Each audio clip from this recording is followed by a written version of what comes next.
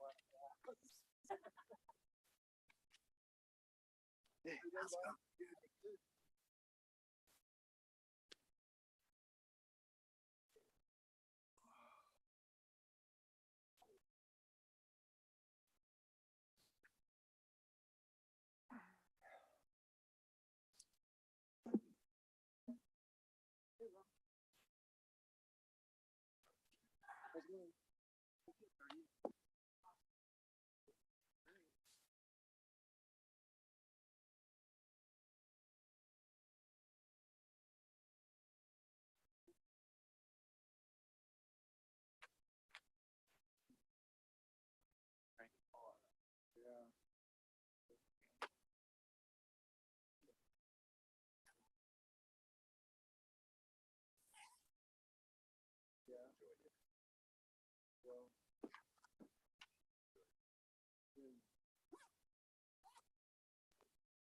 Non-believer in the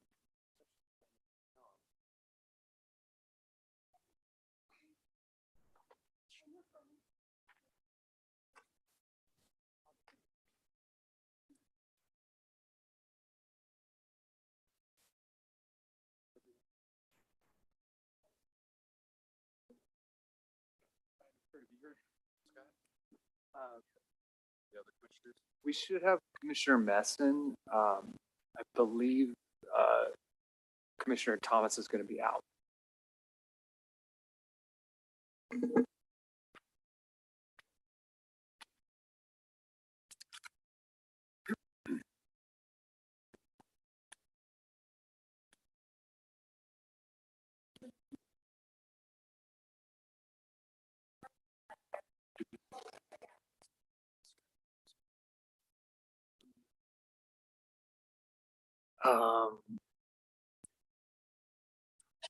Yeah, let me get it down.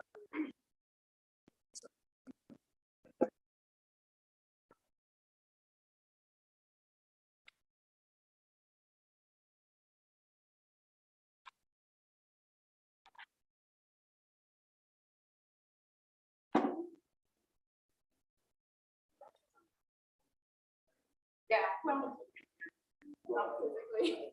I see.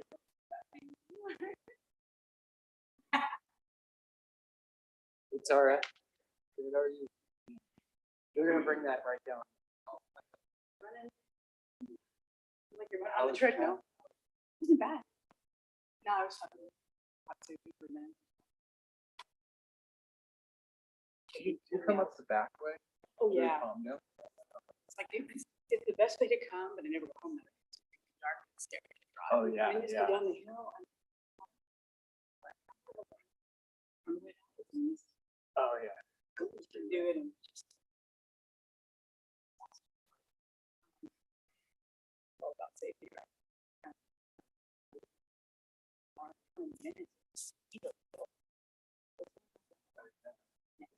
The back way's better as long as traffic there. You know,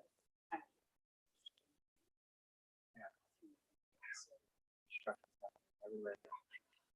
and I like to do it like late at night, so you can hear that traffic.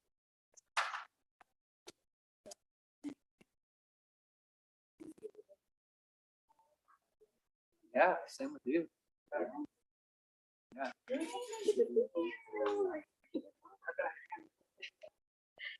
Hello, Commissioner.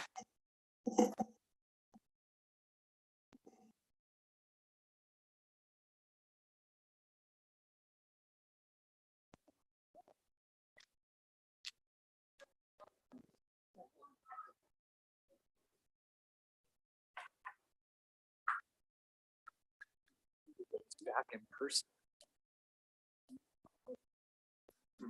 Yeah, and that was one of the things.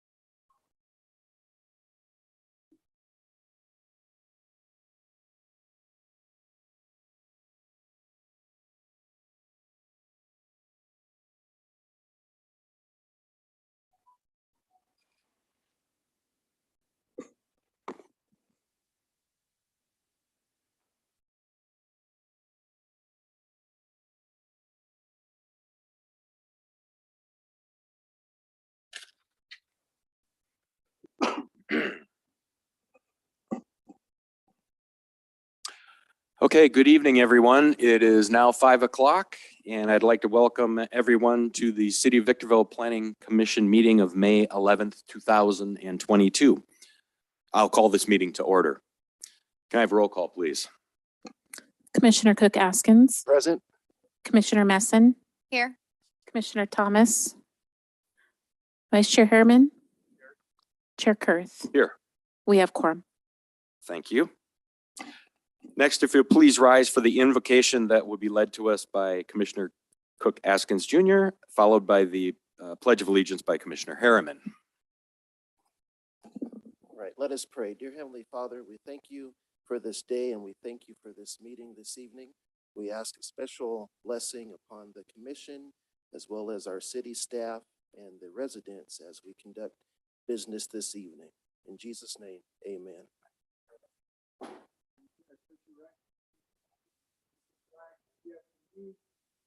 pledge allegiance to the flag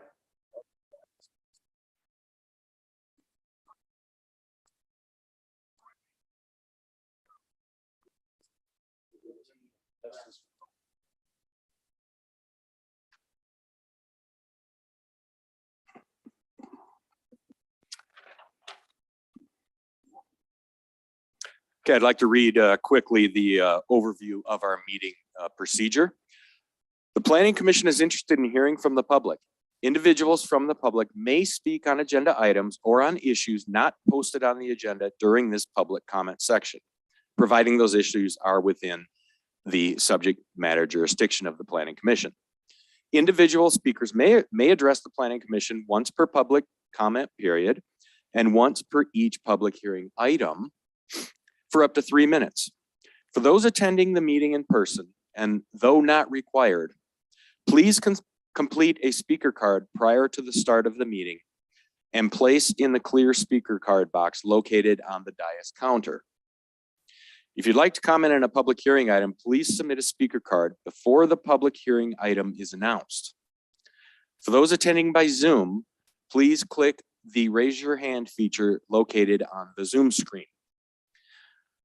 Whether attending this meeting in person or via Zoom, once comments are invited, the speaker will be called on by name and then recognized by the presiding officer. Audience members may not disrupt, disturb, or otherwise impede the orderly conduct of this meeting, and those who are due subject to removal from the meeting pursuant to Penal Code 403. Your understanding and cooperation is appreciated.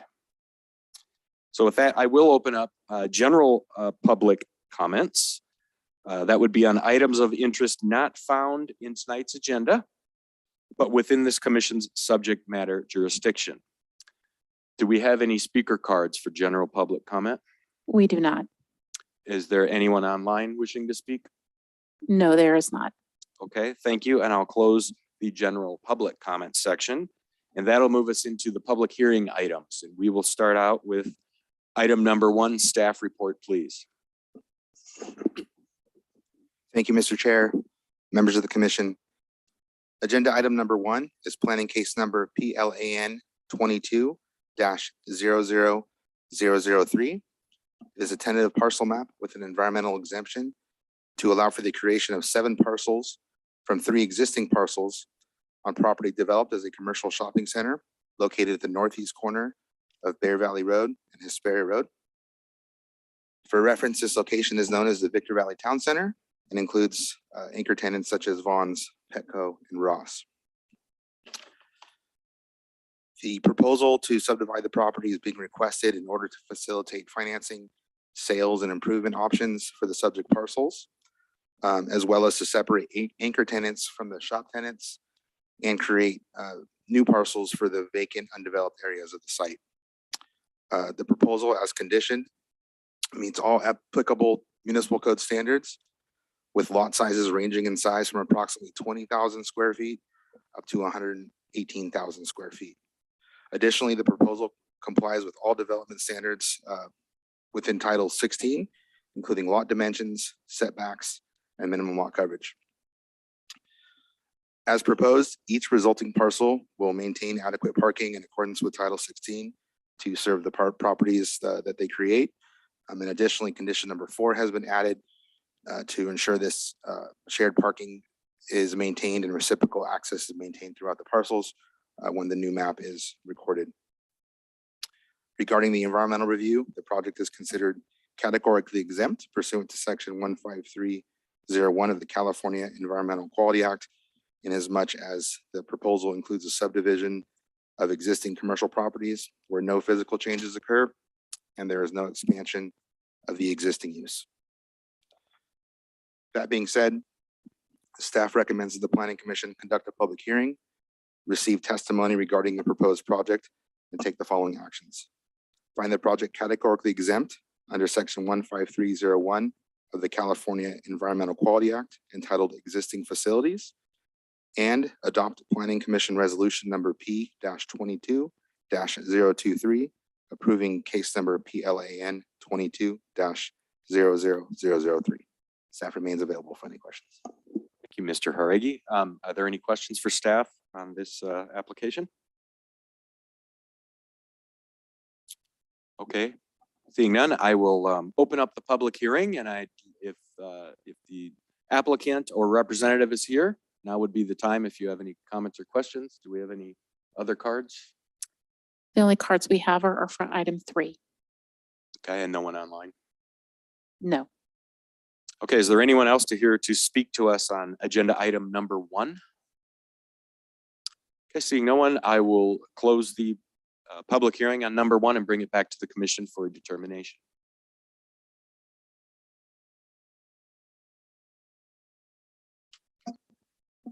I move to approve staff recommendations or to find the project exempt under CEQA and adopt the resolution.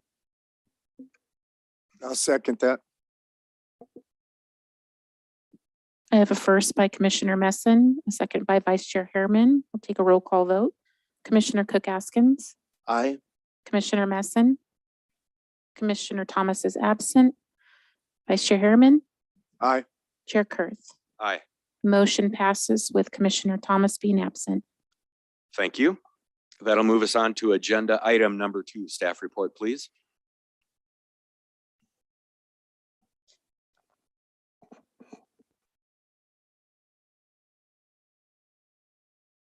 Thank you, Chairman Kerr and fellow commissioners. Item number 2 is plan case number PLAN 21-00029. It is a site plan and conditional use permit with an environmental exemption to allow for the development of a 1,200 square foot automotive repair facility on an undeveloped property zone mixed use service within the Old Town specific plan. This is located at 16650 Mojave Drive, which is approximately 200 feet west of the intersection of Mojave Drive and 7th Street. In summary, the 1,200 square foot repair garage will be comprised of a 280 square foot office, a customer waiting area, and a 920 square foot shop housing 3 vehicle service bays. The site is relatively small at 0.15 acres in size and located along the stretch of Mojave Drive comprised of similar auto service uses, including muffler shops and auto body services. The proposed facility falls within the mixed-use service district of the Old Town specific plan, which aims to encourage the development of service-oriented commercial and office developments. The site is currently partially improved as a parking lot and includes street improvements that were completed as a part of a previous development that was demolished in the early 1990s. The configuration of the property and the relatively small size of the parcel has posed a service concern for Vertex waste, as the current design will require trucks to back onto Mojave Drive after servicing the site. To address this concern, staff has included conditions requiring the applicant to work with the adjacent landowner and to make a good faith attempt to acquire a reciprocal access agreement to accommodate forward egress for trucks to Mojave Drive. This would mean improving an access through the back of the site and through the adjacent parcel for trucks to circle back to Mojave. Staff is also recommending a modification to the site to site plan condition number 10 to include the requirement that in the event the easement is unattainable, that the owner utilize curbside bin service subject to Vertex approval and city approval. The proposal as presented is in compliance with the applicable development standards of the city's municipal code and the Old Town specific plan. Therefore, staff recommends that the Planning Commission conduct a hearing, receive testimony regarding the proposed project, and take the following actions. Find the project categorically exempt under 15332 of the California Environmental Quality Act entitled Infill Developments. Adopt resolution number P22-025, approving the conditional use permit portion of case number PLAN 21-00029, subject to the attached conditions of approval. And adopt resolution number P22-024, approving the site plan portion of case number PLAN 21-00029, subject to the attached conditions of approval, and the modification to condition number 10, requiring bin service in the event the easement is not obtained. Staff is available should the commission have any questions. Thank you, Mr. Clark. Any questions? Staff? Yeah, so Vertex won't go on the property then with the trucks. They're looking at curbside pickup like residential. Correct. They are against the concept of a single site access, meaning they would have to back out the full length of the property back onto Mojave. They're concerned about just pedestrians along the sidewalk and the traffic flows on Mojave. So an automotive shop produces quite a bit of stuff. So will they just have access to more than one can, or, how they're going to work that out? That would be contingent on staff review of Vertex comments. We are expecting follow-up from Vertex regarding the total number of service bins, but it would also mean we could require more frequent service to the site, which would be also at the direction of Vertex. It may service the property multiple times a week. Will that eliminate the need for a trash enclosure, or are they going to still do a trash enclosure but put the cans in the enclosure? That is correct. They would still be required to construct an enclosure. It would likely be scaled to whatever's necessary for the rollaway bin service or curbside bins. Okay. But they would still be required to have a block enclosure with a lid required by law. Okay, thank you. Thank you.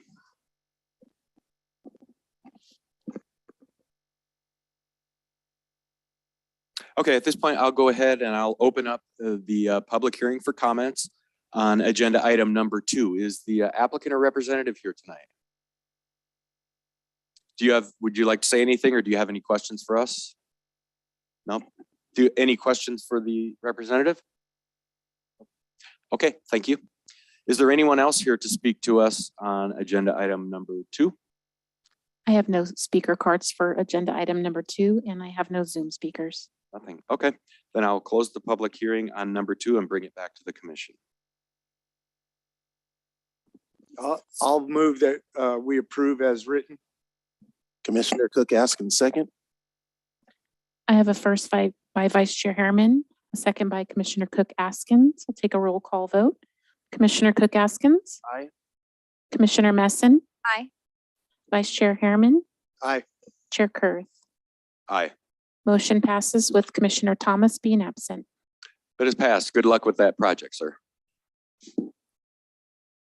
And that moves us on to agenda item number 3. Staff report, please. Thank you, Chairman Kurth, fellow commissioners. Item number 3 is case PLAN 21-00037. It is a site plan and conditional use permit with an environmental exemption to allow for an emergency shelter for youth consisting of 7 detached buildings, a new restroom facility, and the expansion of an existing community building on property zoned MUR mixed-use retail within the Old Town specific plan. This is specifically located at 16857 C Street. This item has been continued twice since it originally was brought forward to the commission in February of this year. The proposal by the applicant wishes to develop an emergency shelter which will target homeless youth between the ages of 18 and 24. This proposal will include providing interim temporary housing for up to 34 youth through a combination of bunk-style bedrooms that will happen as part of their main community building, which will also include a 961 square foot addition to that building. It also includes independent housing units called the Tiny Home Village. This will be comprised of 7 245 square foot duplexes, a 610 foot restroom building. This would be located on the south side of the campus. The facility will also include operational support services, including meals and personal advancement services. These expanded services and facilities will be offered in conjunction with the facility's current youth drop-in center that will continue to operate in conjunction with this proposal. The drop-in center provides services for youth ages 14 through 24 daily until 8 p.m.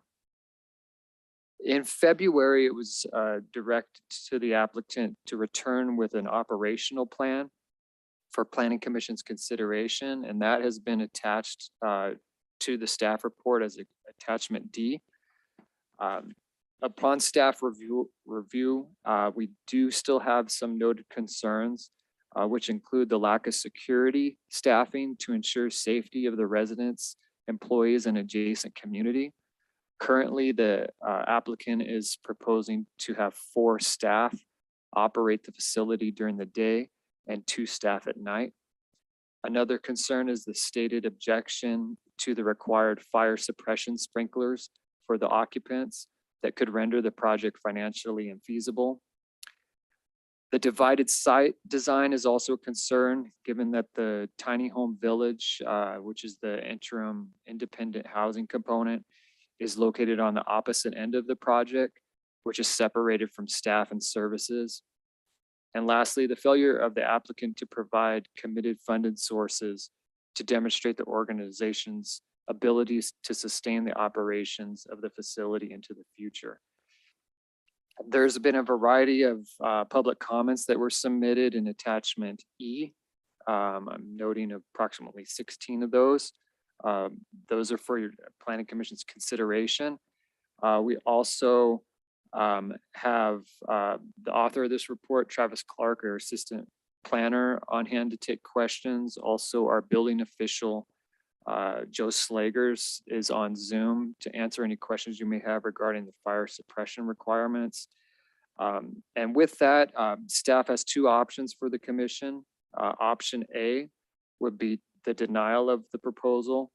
That denial would include the adoption of resolution number P-22-006, denying the conditional use permit portion of case number PLAN 21-00037, thereby denying the establishment of the proposed emergency shelter use and its associated site plan improvements. Or option B, which is approval, it would be finding the project categorically exempt under section 15332 of the California Environmental Quality Act. Also approving resolution number P-22-006, which is attachment B, approving the conditional use permit portion of case number PLAN 21-0037, subject to the attached conditions of approval, and adopt resolution number P-22-007, attachment C, which is approving the site plan portion of case number PLAN 21-00037, subject to the attached conditions of approval. And with that, staff's available. Should the commission have any questions? Thanks for that overview. I'll start here. Introduction questions, staff? No.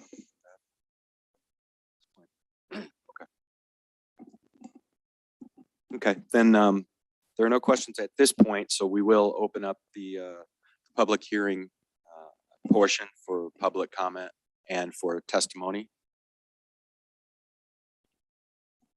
Yes, that's what we're going to jump to right now. You're the applicant? Okay, what I was getting to was the, it looks like on this one, there are going to be quite a number of speakers here tonight and a lot that have put cards in. And I understand there may be quite a bit more possibly on the Zoom call. through internet wanting to speak. So on this agenda item, I am going to reduce the speaking time for each speaker down to just 1 minute. And we do ask that if anyone just not repeat what other speakers have said. If you've got new information or something you want the commission to hear, please say it, okay? And it'll be 1 minute except for the applicant. You can have the full 3 minutes for your, for your statements. And so with that, I will open up the public hearing at this point, and you're welcome to come forward. And I do want to clarify that as the applicant, I have more than 3 minutes? I'm sorry? As the applicant, I have more than 3 minutes. Is that correct, Scott? Yes, you can. Okay, great. Thank you. So good evening, commissioners, and I want to thank you again for the space that you guys have given us. I'm Stephanie Vida Pasarin with Family Assistance Program. And again, thank you for all the thoughtful questions that you guys have provided us over the last few months.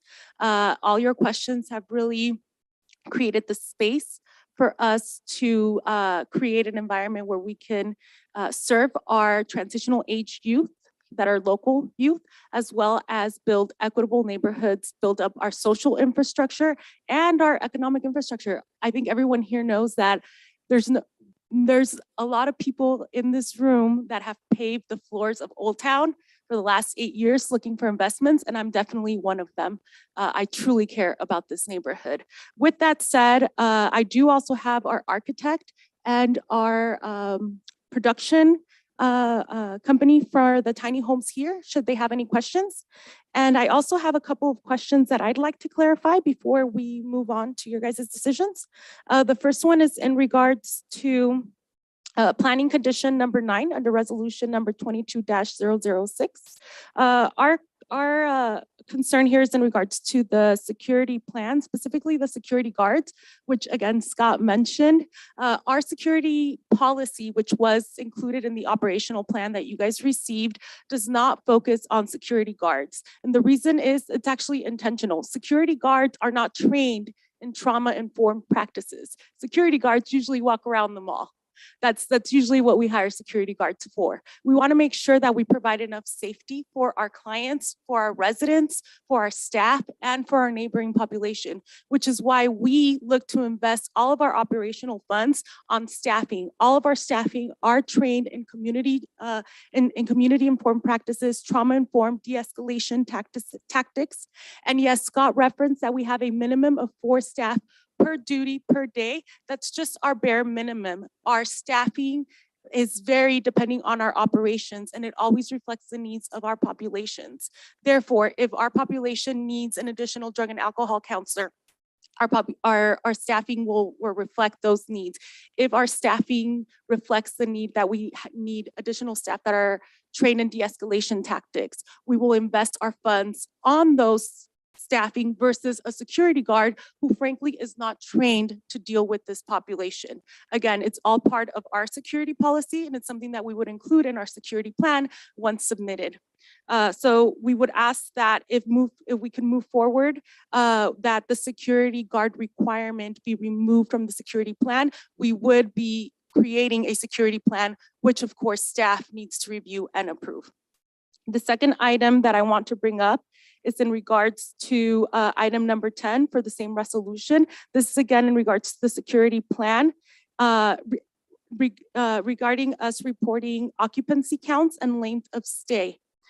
We have a concern here because we feel that this would add an added burden to staff. Currently, city staff, again, they're not caseworkers. City staff are planners, economic development. And so we worry that by submitting our counts and days of stay, we will create a problem with how we evaluate our population. The policy that we have is for our clients to stay within our shelter no longer than 6 months.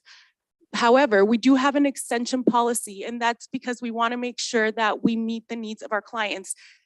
I will point out that the City of Victorville Wellness Center has a similar extension policy. It doesn't make any sense to work with a client for 6 months and then to kick them out when they really needed 1 more month of wraparound services to fully transition into a permanent housing situation instead of going into homelessness. We worry that that by us having to report the specific counts and states of the population, that this will create a problem where non-case managers that the city doesn't have will force us to make decisions with our programs.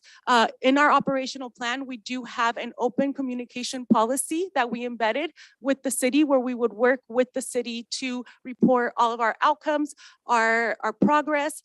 We just want to make sure that we're not very specific on the number, the days of stays, and that's such a focus. So we ask that that also be waived. The next item that I want to bring to your guys' attention is in regards to item number 10. This is in regards to the green building design. And here we're being asked to include some sort of renewable energy component or solar panel. We asked the planning commission to give us a 1-year grace period for this. Our company wants to go green. Your time is up. And it's okay, you can, how much longer? Just a couple more items. Yeah, go ahead. Okay, I'll speed it up. Unfortunately, right now, we cannot, unfortunately, right now, adding the solar panels is not feasible. We are a nonprofit. We don't get tax breaks. We are working on a plan in place to incorporate for our whole agency, and we ask for that 1-year grace period. And the next point is in regards to, I'm sorry, I lost my place here.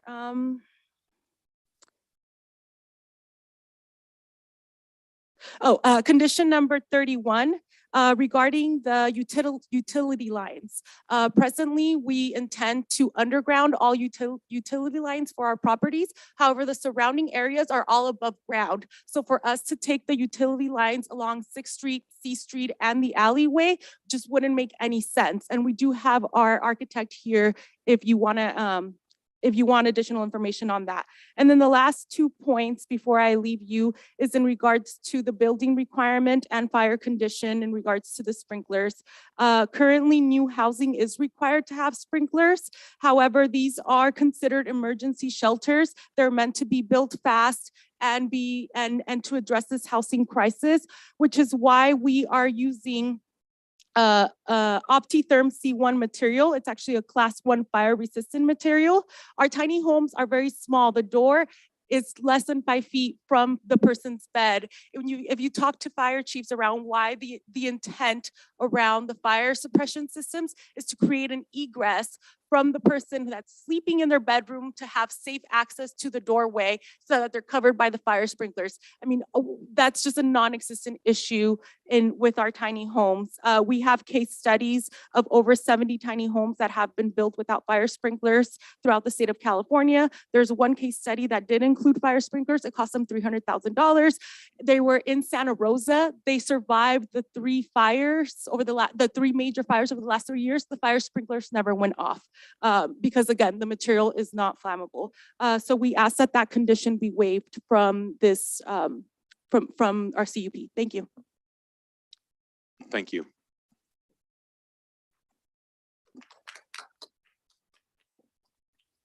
Our first speaker is Michael Quick.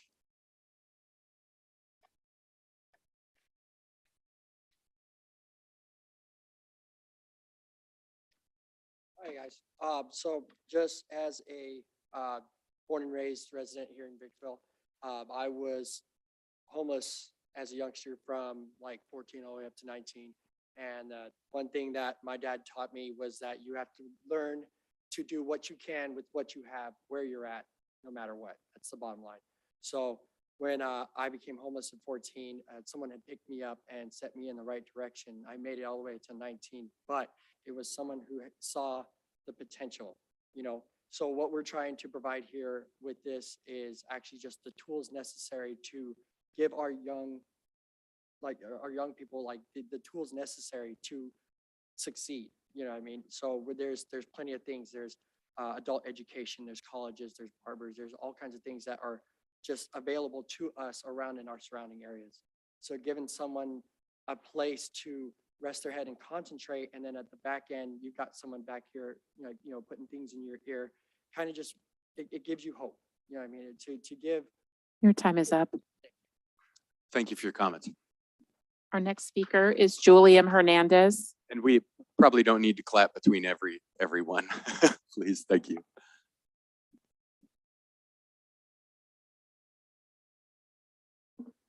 Hello, my name is Julian Hernandez. I am a lifelong resident in the city of Victorville. I grew up in Old Town Victorville, pretty much my whole life, went to school, lived down there the whole nine. I have read and reviewed the tiny home project and I fully support it. And for the main reason is because I feel like this is a good chance and a stepping stone to have some type of chance for a revival for Old Town Victorville to clean up the streets. And because I know that's been a really, really big problem for a very long time is the homelessness. And what I have seen lately is the youth that's starting to develop down there as far as the homeless. And I know that we've recently have a new facility growing for homeless awarenessness in off East Street.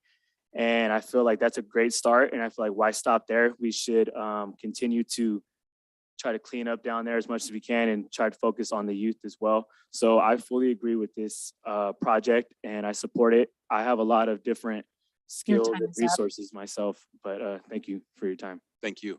Our next speaker is Aaron Korn.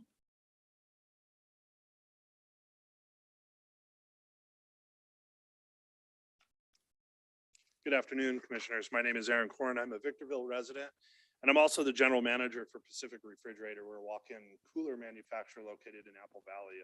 We've been up in the high desert for about 20 years. 2 years ago, we created a subsidiary called PacMod Manufacturing with the goal of repurposing our panels for other uses. And one of those things that came to mind was things like ADUs and dwellings and mainly homeless shelters. So they can very easily be assembled by the average person. If you can put IKEA furniture together, you can put one of these shelters together. Skip all that. Main reason I'm here to speak in favor of a waiver for the fire suppression systems. As Vita mentioned earlier, these are small shelters. They're only about 10 by 12 feet interior dimensions. They do have two means of egress, both a door and a full-size casement window that does meet. Your time is up. Already? Wow. Okay. Anyway, here's a sample. They're steel and fireproof foam. So. Okay, thank you. Our next speaker is Rosie Olvera.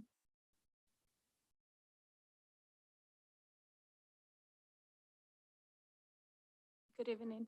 My name is Rosie Olvera. I am a resident of Old Town. I've been living in the Victorville area for the last 20 years, and I'm just here to support the tiny homes. We have been working so hard for the last 8 years to build up the Old Town area, bringing businesses and helping in different areas.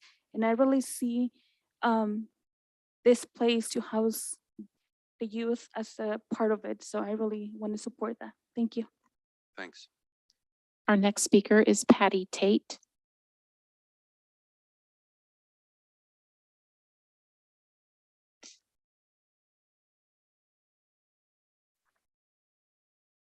Hello, I'm Patty Tate. I am a board member of Family Assistance Program Treasurer. What I want to focus on is transitional age youth. Transitional age youth are now being provided the opportunity to continue receiving the state county financial care, provided that these youth are full-time students and are full-time employed. The biggest variable today is where do these youth live as they take personal responsibility for readying themselves to be self-sufficient without exiting the system. The high desert, and especially the city of Victorville, has many resources available to facilitate the bridge from dependence to self-reliance. The most important resource is an established organization that has demonstrated consistent outcomes over the years, and that would be Family Assistance Program. The Tiny Homes Project is the dream project for Victorville. It's fully funded. It's a model for future projects across America and is supported by Family Assistance Program and San Manuel Band of Mission Indians. Your time Established is up. and proven nonprofit. Thank you. Our next speaker is Michael Grabhorn.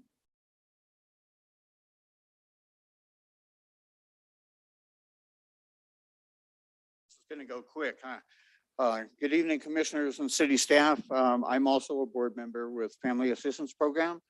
We've been here since 1987. We offer foster youth, runaway youth, and all sorts of different programs. We have the experience, we have the staff, we have the programs in place.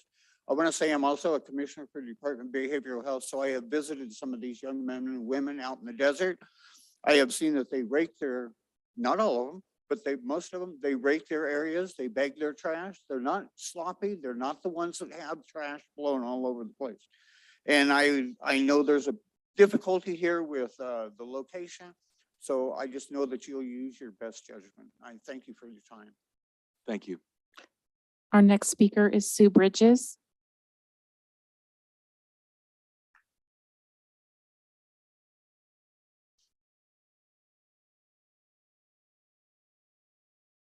Good evening. I'm with the California Route 66 Museum. When I heard about the tiny homes going in, the museum was not very happy about the site that the tiny homes are going on.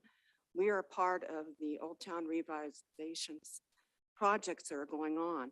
When the arch went up, we were excited. We heard investors were coming in, we're excited, and we're trying to survive. And I believe this is not a part of revitalization. I do believe in the program that they're doing, but not the site they're putting it on. I would ask the question, if you owned a business in Old Town, would you be happy that this emergency shelter would be coming in near your business? Thank you. Thank you. Our next speaker is Jose Chavez.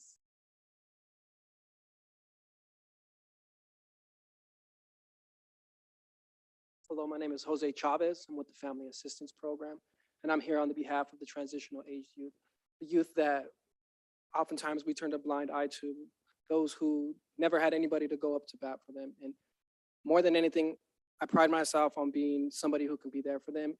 Second to that is being a good neighbor. When we're talking about our neighbors, I'm talking about those who are across the street from us. I've had an opportunity to speak with somebody from the Route 66. His name is Hetty. He's a really good gentleman. He understands where we're coming from. He understands the need that's there. When we talk about transitional age youth, we have to really be able to separate them from just generalization of homelessness. Like, these are homeless people, like, no.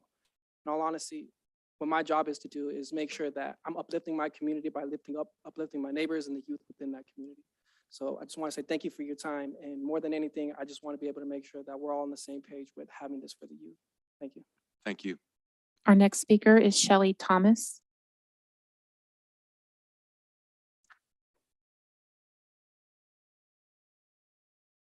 Hi, my name is Shelly Thomas. I am the program manager for the FAM Spot and the TAY youth over there. I am just coming here because I was a TAY youth. I was homeless and living in a park, and I was raped. So being homeless and living in a park as a young female is very dangerous for our youth. So regardless if they close that down right there or not, those youth are still going to be living out there on the street right there, regardless of where you guys put them. Thank you. Thanks. Our next speaker is Joni Wood.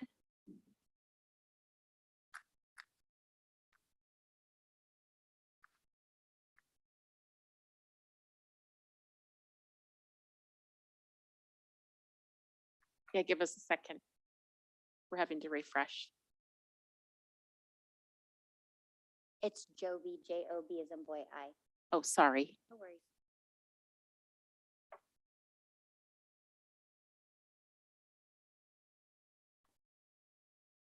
Good evening. My name is Joby Wood, and I am also an employee of Family Assistance Program.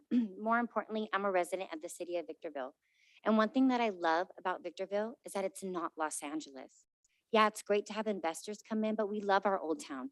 We're historic Route 66. We want to keep that feel. I want to see my neighbors open their own taco shops. Have any of you went to Guadalajara Market and got a taco lately? They're great. Yes, let's invest in Old Town, but let's let the community within here invest in Old Town. And again, you can bring those investors in and those businesses in, but you have that group of individuals that every day when I get up and go to Old Town for work, they're still going to be sleeping on that front door. Every day they're going to be asking me for blankets. Every day they're going to be asking for resources. Without this housing, we cannot help them. So you're going to bring all these businesses in and they're still going to be there. Let us help solve this problem. Our next speaker is Hetty Trinidad.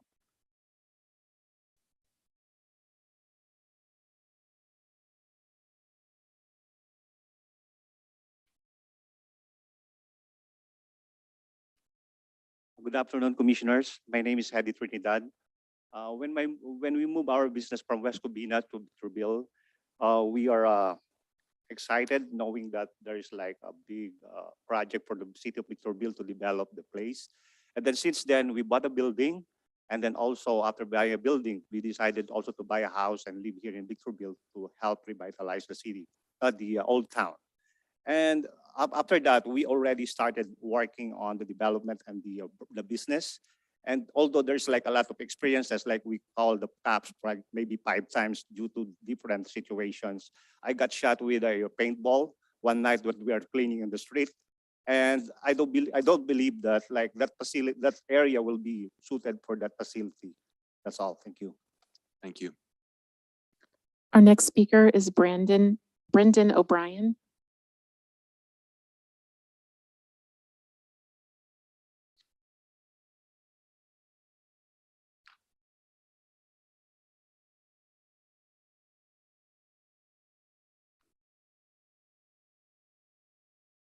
Good afternoon, Brendan O'Brien. I represent a group of people who want to invest in the city. Real quick, we believe in the project. We love the project, want to help with the project.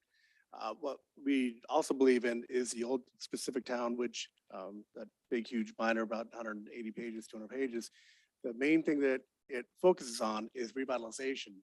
And the only way we're going to be able to revitalize Old Town is to bring businesses back and hire people within the city to work those businesses.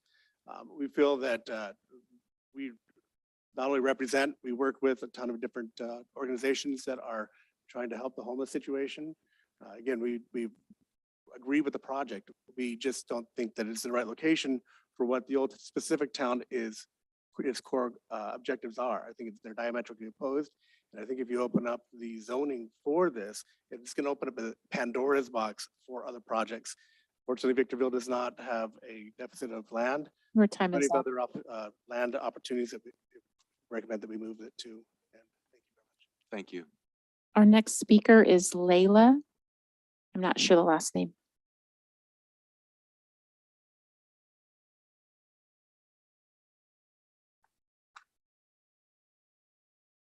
Good afternoon, ladies and gentlemen. I would like to request as a representative of the stakeholders in 7th Street, I would like to request a 3-minute as well, same as the applicant, because we are the major stakeholders in the 7th Street. We own 5 buildings, we own the theater, and we own a few buildings along the street. And the family center will be built 20 feet away from us. So can you imagine right now, we're already experiencing on the effect and not being maintained. I mean, we don't know what's happening at the back. They couldn't even maintain the playground over there. If you have happened to check a lot incidents that happen there, beating in their own backyard. So, and what do we expect if we will have that situation and they don't have even the security? They don't even have enough lightings for the way what they have right now. Your So, time is up. well, my request wasn't granted for 3 minutes as a representative of the stakeholders? Is the only applicant only allowed 3 minutes? Yes. Okay, thank you very much. Thank you for your comments. Our next speaker is Jasmine Bass.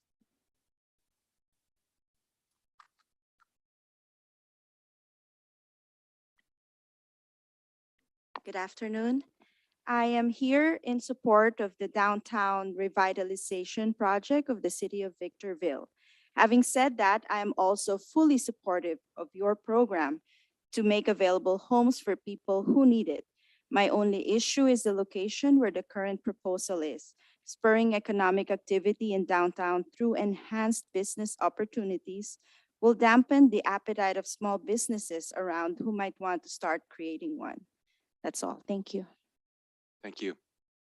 Our next speaker is Sir Duplashon.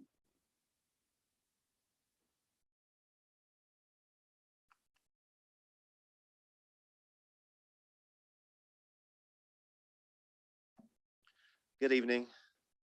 I would like to say that about 2 years ago, right before this pandemic started, we used to meet here at City Hall for Healthy Victorville. And we dreamed of a proposition like this to come to Victorville.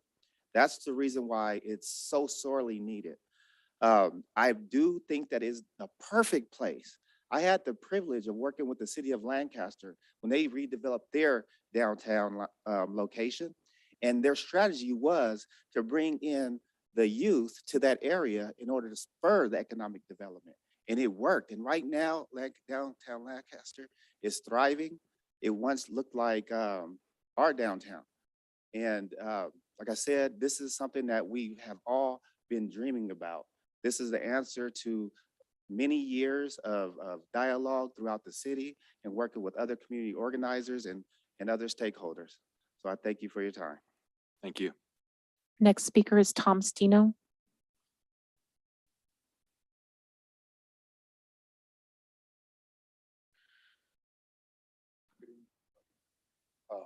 I'm the architect. My name is Tom Stino. I'm the architect for the project. I was the original applicant on this. Can I get a couple more minutes to talk about this project a little bit? No, we're going to keep it to 1 minute. Okay. Thank you. We talked about revitalization. By doing this project, it truly revitalizes this site right here. It takes a whole lot of the homeless potential off the streets. This organization has rules. There's rules breakers in here. They don't stay there. So people that stay here in this facility have to follow the rules. So everyone's worried about all this crime and potential. That's not the issue, because the rules that follow this project and the staff that makes sure those rules are followed. So this project is a great project for the community. Not to mention, I was hoping, Scott, that you were going to put my drawings up, some of the renderings, some of the site plans, so you understand how the site works. I'm not sure if you've seen that or not. We Scott, have. if you have an opportunity to do that. That would be great. Your time's up. It fixes the site. It fixes that location. And we actually fully revitalize that little intersection of the city. Thank you. And the renderings are in all of our packages. Can we show those at all to anybody else in the audience? Our next speaker is Abel Brazo. Thanks, guys. Thank you.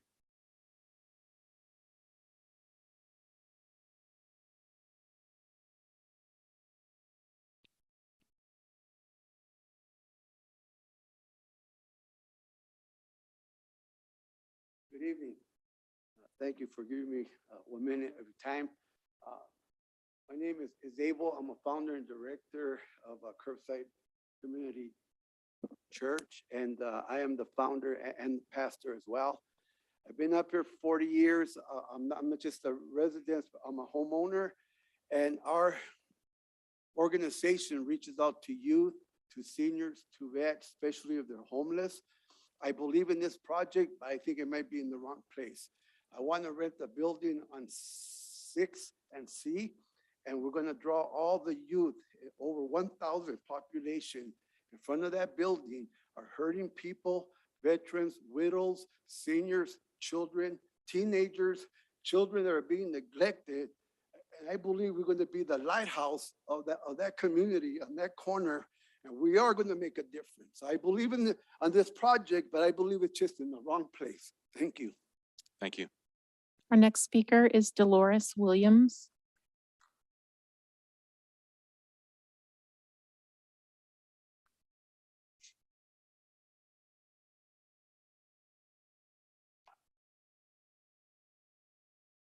Good evening, and thank you for my 1 moment. I'm in support of the project 100%. I'm Dolores Williams. I am the president and CEO of Millionaire Mind Kids in Rock, and we too have a huge outreach program to the youth. What I'm asking is we don't sweep the youth under the carpet. It's equitable. The project is safe. The project is supported by our nonprofit organizations, and many of our supporters. Reimagining Our Community has about 25 members, and we totally ask in this 1 minute that you approve this project. We're in total support. Thank you. Thank you. That concludes in-chamber speakers. Our first Zoom speaker will be Vanjie.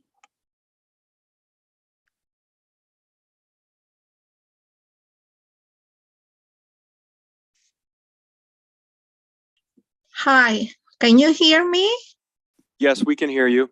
Okay, I am Vanji Kayawa and I am part owner at 15564 7th Street. We know the project, okay, and that is a good project for your homeless to be there, the youth. However, I implore you, my dear council members, that as investors, think about our case. Maybe not on C Street. Put it somewhere else. It has been in E Street. Maybe you have other lands where you can put that plan of putting up that site, so you can help the youth. We can also support it. Why not? You know, I have talked to my two friends investors and they're willing to come. But I said, wait a minute, because there are things that we have to sort out. So please, we approve, but put it in another site. Put it in another site.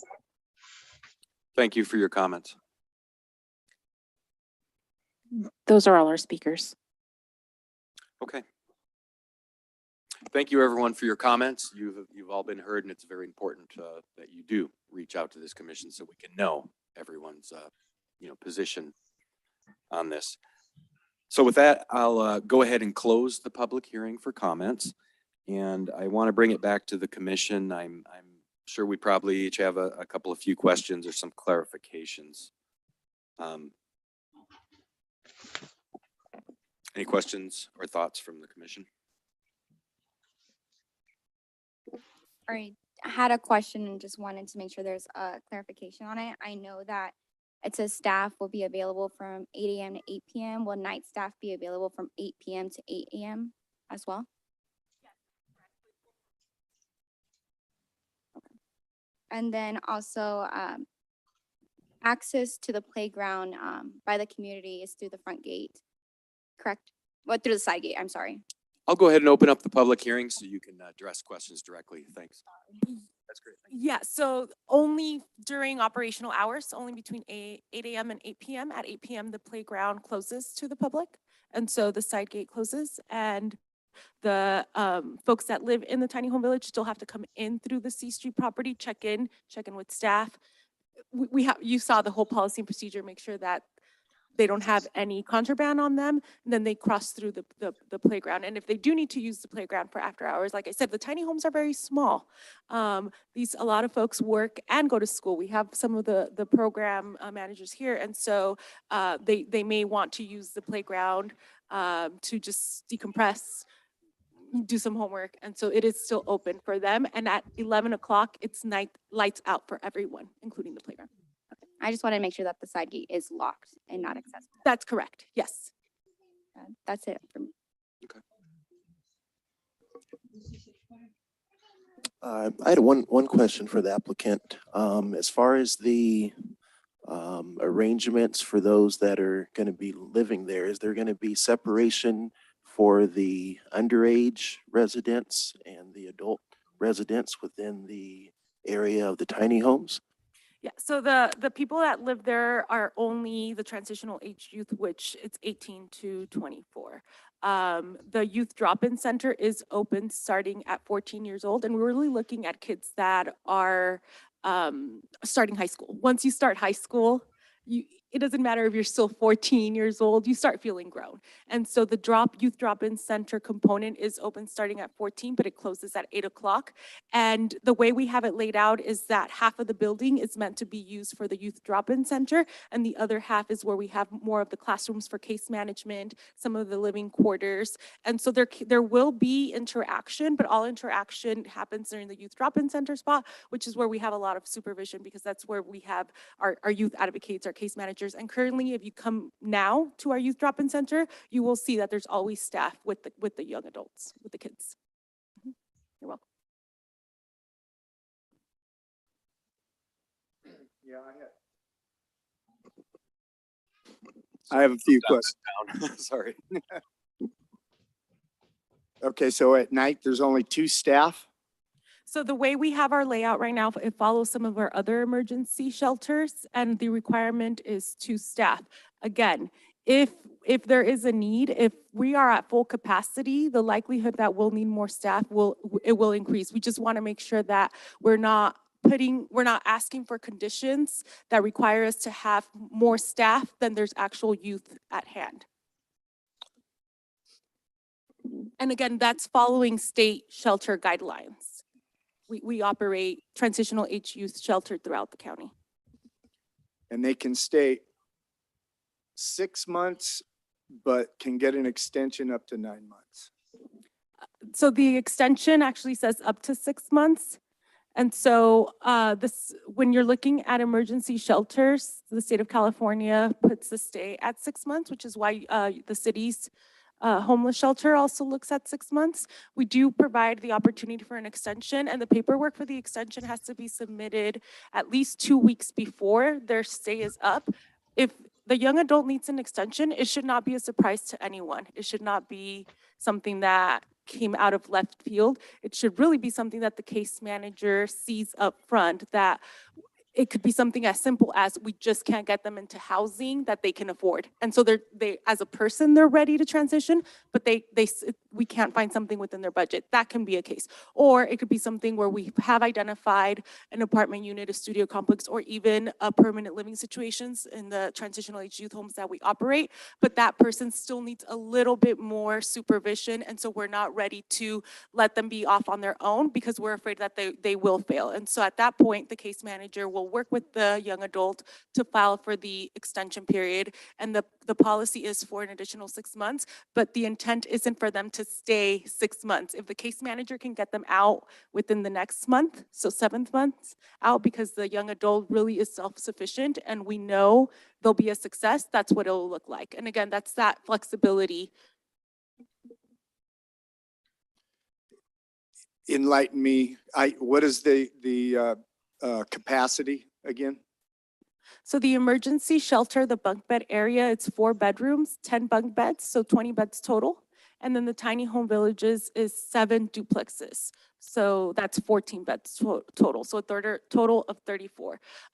Again, our policy is for the young adults to stay within the emergency shelter piece first. That allows for proper intake, proper evaluation of their physical health, mental health, before the case manager can determine what the best placement for them is. If they have to stay within that emergency shelter bunk bed for longer than 2 weeks, that's okay. We want to work with them. If after 2 weeks, the case manager identifies this young person is pretty well-rounded on their feet, they needed a shelter over their head, then they can help transition them into the tiny home village. The reason why that could be an ideal situation for a young person is because there's still some autonomy, but there's somebody on site watching over them, making sure that when that young person comes into the restroom or to use the kitchen, that an adult, a staff member, a case manager is keeping that extra eye on them. There's also the possibility that they can transition straight into their own living quarters to off-site housing, which we also operate. Now, I'm going to stick to questions. When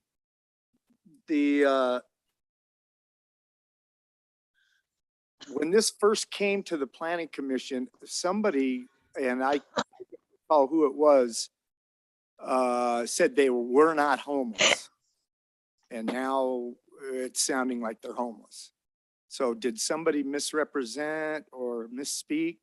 Because the first meeting we had, they said they were not going to be homeless children.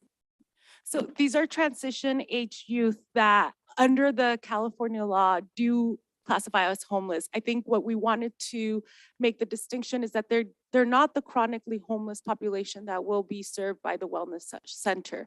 Now, the wellness center does have the capacity to serve them, but if you talk to these young adults, and I invite you all to meet them, when you talk to them in the focus groups that we've had, they can be couch surfing, they could be living in their car, they can be living in a corner, and they will not call themselves homeless. In fact, they have very lively debates about how the city should fix the homeless problem because they still see themselves as this limbo population. Okay, you answered my question. Okay, that's all. And I had one while you're up here. Yeah. So it's approximately at full maximum occupancy, it'd be like 34 Correct. individuals. Correct. And if your doors were open today and you were ready to roll and serve these people, where would those 34 be coming from geographically? What are your thoughts on that? Yeah, sure. So again, our agency, we do this. We currently are the coordinator for the coordinated entry system for youth for the entire county. And so we help facilitate that waiting list. In addition to that, Elaine Navarrete. She's the homeless coordinator for the Victor Valley College. And so she has a list of young adults that are currently in college that could benefit from this program. You heard here from some of our youth advocates that work with the young adults right now. At 8 p.m. when our doors shut, we know that at least three or four, and you guys can correct me if I'm wrong, 3 or 4 of our kids walk out into that street.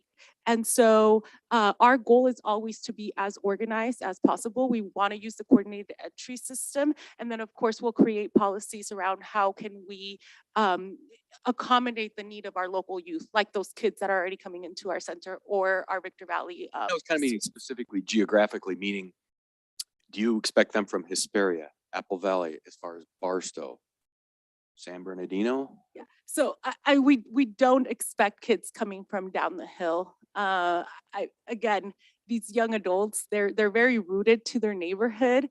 They would rather not take placement. And we've seen that also. We have homes that we operate down the hill. And some of the kids that leave our youth drop-in center, we've offered them the opportunity to go in San Bernardino, and it's really hard for them to leave their roots here. They build relationships with the case managers. They build relationships with the youth advocates. And so those now become their constant adults in lieu of the parents that you had. So we really expect the young adults to come here from the high desert. And again, I know we want Victorville, but truly our high desert it crosses boundaries. Thank you. You're welcome. Okay, thank you again. Thank you. And I will reclose the public hearing and bring it back to the commission if we have any final thoughts or questions for staff. I'll start here. Okay, so I think it's a great, just like everybody spoke, I think it's great, but I don't agree with the location. Okay, I am all for revitalizing Old Town, but I'm not into making it a nucleus for all our homeless facilities. It's a good, I totally agree with the concept and I do. But we sit up here and there's lots of people that come and they bring their business and they're required to do tenant improvements and nobody likes it. And in the business I'm in, I can tell you firsthand. And you're asking for an exemption from all that. And I'm just having difficulty with that. Okay. The fire sprinklers, I understand. If the material is fire suppressant, yeah, I understand that. But it would have to be brought up to code for ADA and lots of other things. And I understand Mr. Stino does a fantastic job at what he does. He's known all over the valley, but I just do not like the location. That's all I have. And I'll jump in next. I think this is a good time with what you just brought up. I would like to ask staff if we have any of the different department head experts here. What are staff's thoughts on the 1, 2, 3, 4 on the 5 modifications that are being requested by the applicant, having to do with security, days of stays, green grace period, utility underground, and removal of sprinklers. And there might be another one I didn't catch. Sure, thank you for that question. So the first item that Ms. Prazerin brought up was 2 of the conditional use permit conditions. Number 9, which required a security plan. Staff did recommend in that security plan that a licensed security guard would be part of that. So if the planning commission approves this item and wishes to strike or modify that condition, that's the planning commission's purview. Number 10, reporting to the city. This is a standard, I wouldn't say a requirement, but other shelter providers within the city give us updates on their occupancy, just so we can work collaboratively to solve the issue of homelessness and understand where vacancies are at. The other items were related to the site plan conditions of approval. Number 10, regarding the 1-year extension to put sprinklers in. I think that, I'm sorry, not sprinklers, solar, renewable energy on site. That would be within the planning commission's purview if they wanted to modify that condition to grant a 1-year extension. Also, condition number 31 related to undergrounding utilities. This site would comply with the planning commission's suspension policy, given that the adjacent properties also do not have underground utilities. So if the planning commission approved this project, they could also, in their motion, state that it would be with a suspension of the underground utility requirements. And then lastly, the fire sprinkler item that was brought up. We do have our building official online. He could shed some more light on that if needed. But it's my understanding that a waiver of that requirement at the planning commission level is not in your purview. This is something that the city council has not taken issue with, has not adopted a appendix to our building code, which allows different standards for emergency shelters. So we're held to the building code requirements that require fire suppression systems for all residential occupancy. And I believe that summed it up. Okay. Thank you for that overview. Commissioner Cook Askins. Final comments. Yes, I'm in favor of the item in regards to helping the youth, but on the other side, I'm concerned with the close proximity to the wellness center. And on that same note, does the wellness center is going to serve young adults as well? That's being built over on East Street. Yes, it will serve those 18 and older. That's all I have. Thank you. Commissioner Messon. I also think it's a really great project. However, I am concerned with the amount of youth we will have there at a time, day and nights, and some of the issues we've had in the area. So that is something that I am concerned about. But other than that, I do think it is a wonderful project.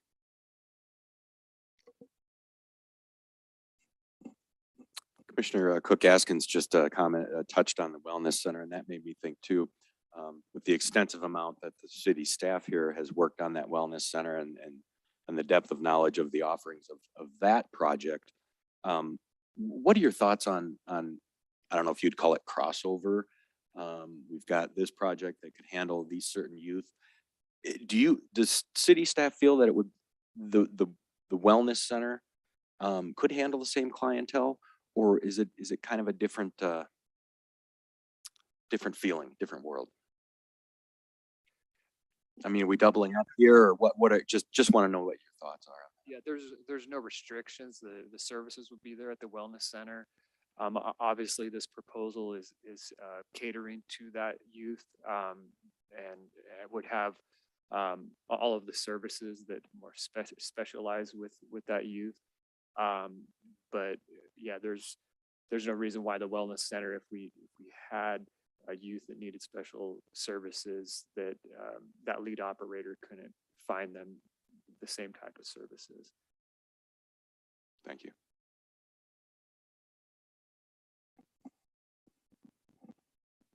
Okay, then if there's no other questions, comments, or discussion, we'll ask for a motion on this item.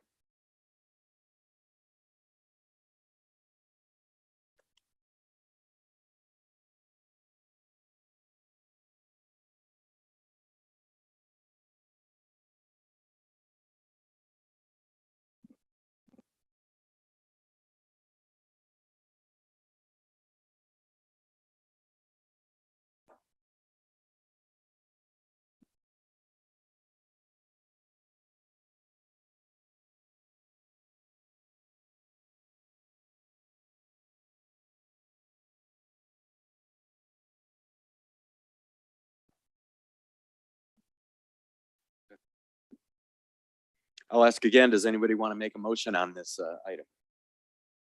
I'll make a motion to not approve. So you mean option A?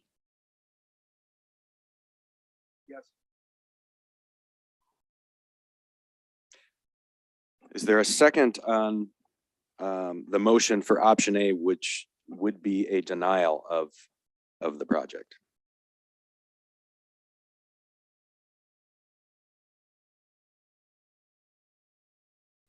Sounds like there's no motion on that, so that motion would fail, correct? That's correct. Fail. Okay, so we're going to look for another motion.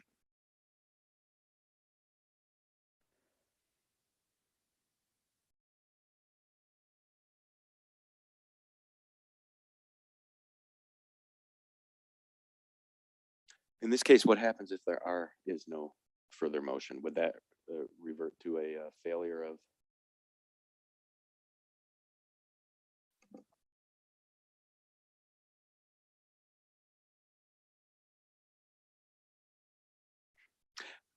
I actually would like to make a motion to approve this project.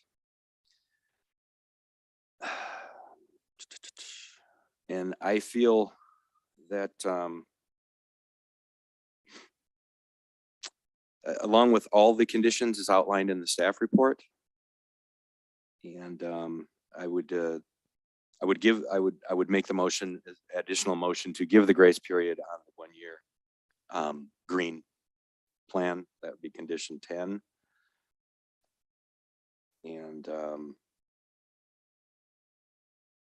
And the typical suspension of the underground in that area.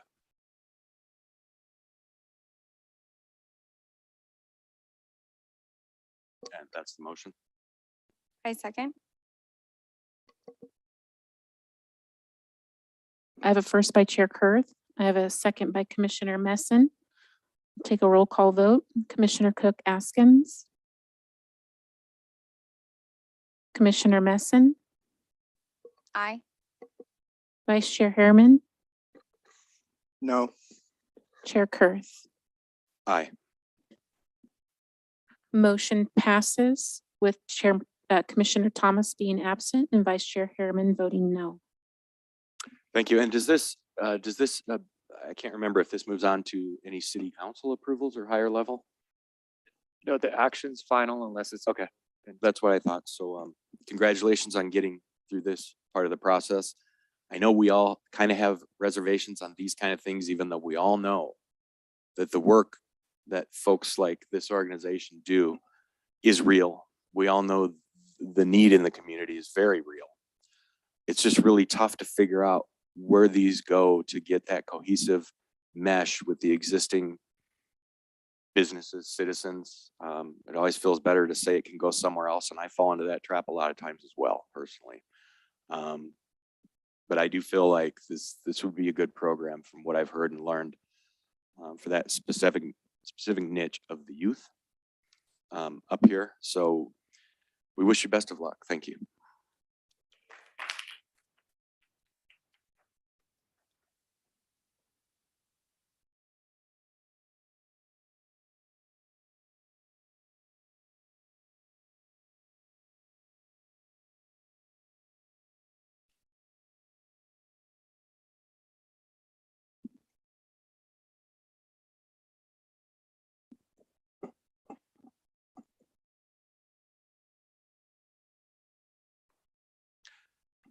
Before we go to the next item, we'll be going on to the workshop portion. Do we have any estimate the time frame on this one with the presentation and typical?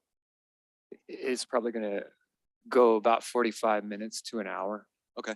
At this point, I'd like to ask just for a very quick 5-minute recess, if everybody's okay with that. Meeting recessed for 5 minutes.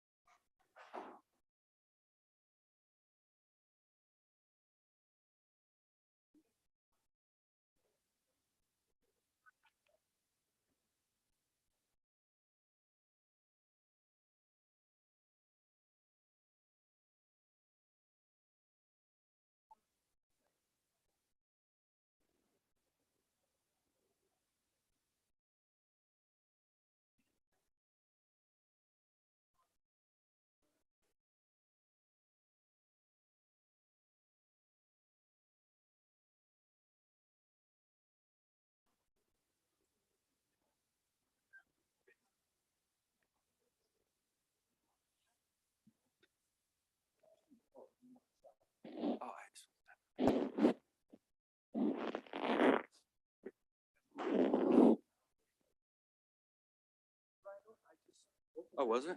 Oh.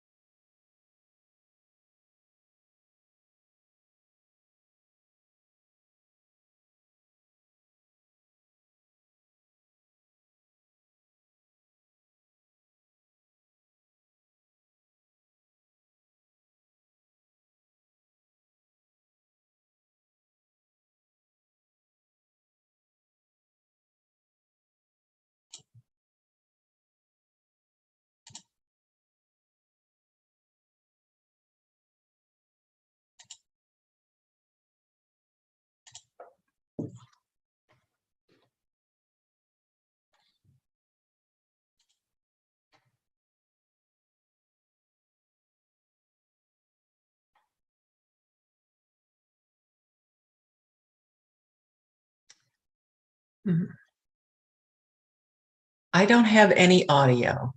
I can't hear anything that's going on. If someone can hear me.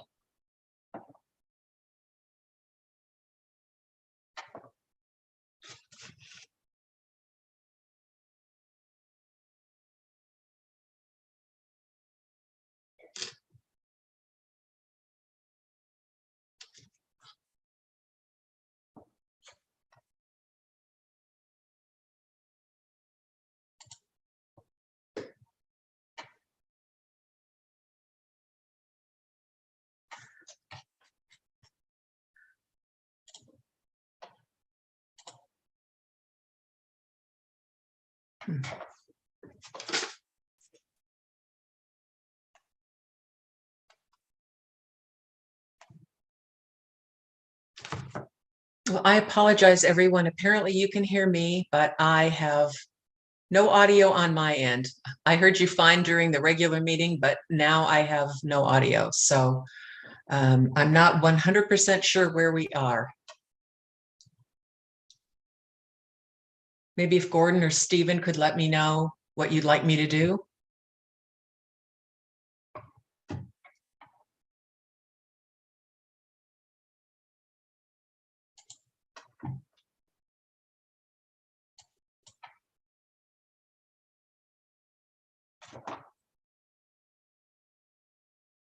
I don't know if you can see the PowerPoint presentation.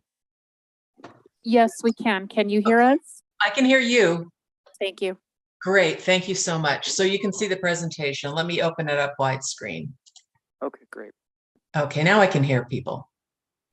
They must have fixed something on my end. Great. I know, but when we first logged in, it gave us warnings that we won't have microphone. We clicked off both these two. So maybe that's why she.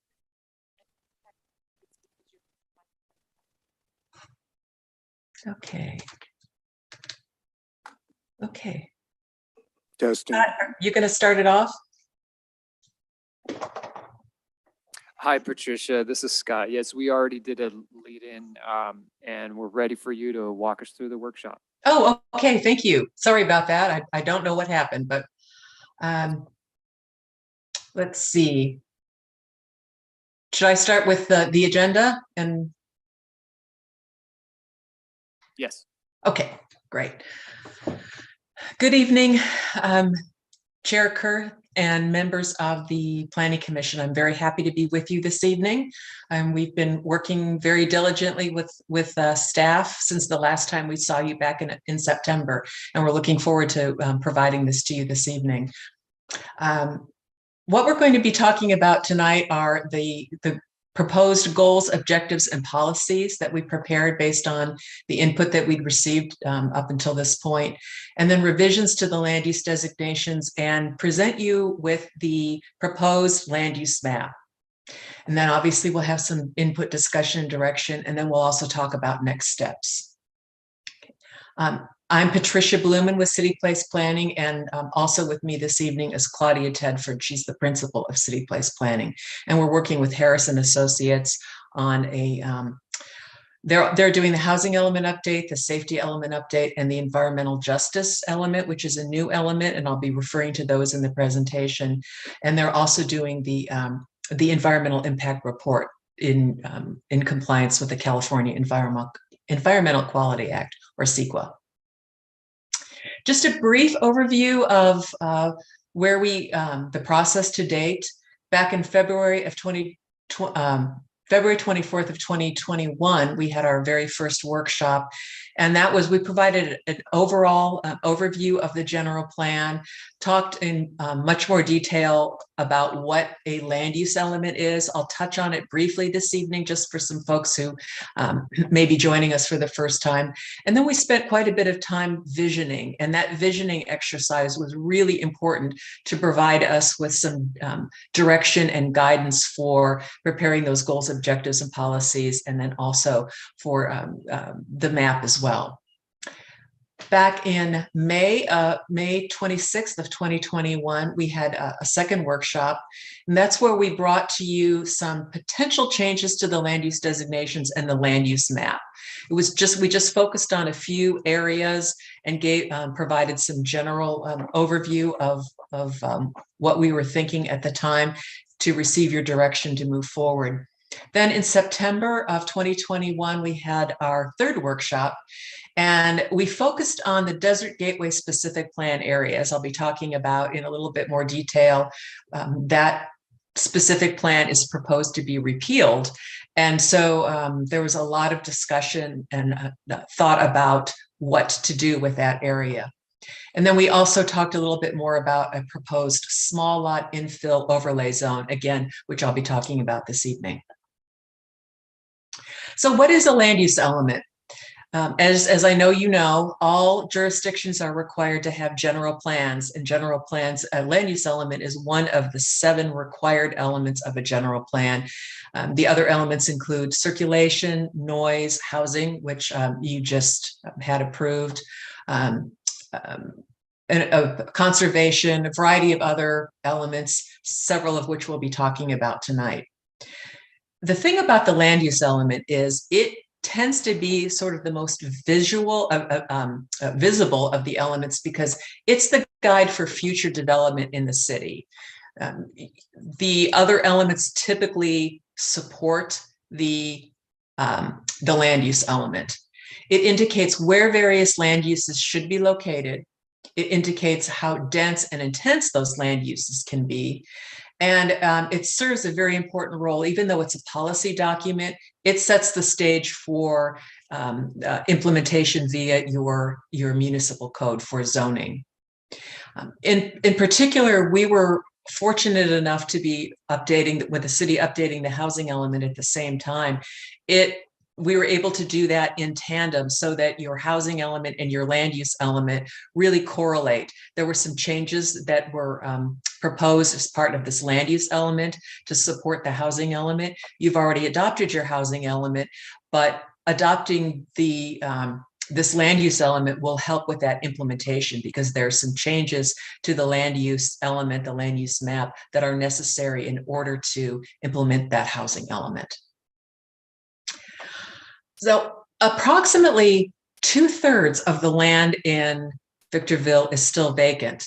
Unlike a lot of cities that we have worked with that are basically built out, you really still have a lot of opportunities, and that's good, and it also creates some challenges at the same time. So that's why it's really important to update your land use element on a fairly regular basis to make sure that the city is moving in the direction that you want to go in terms of development.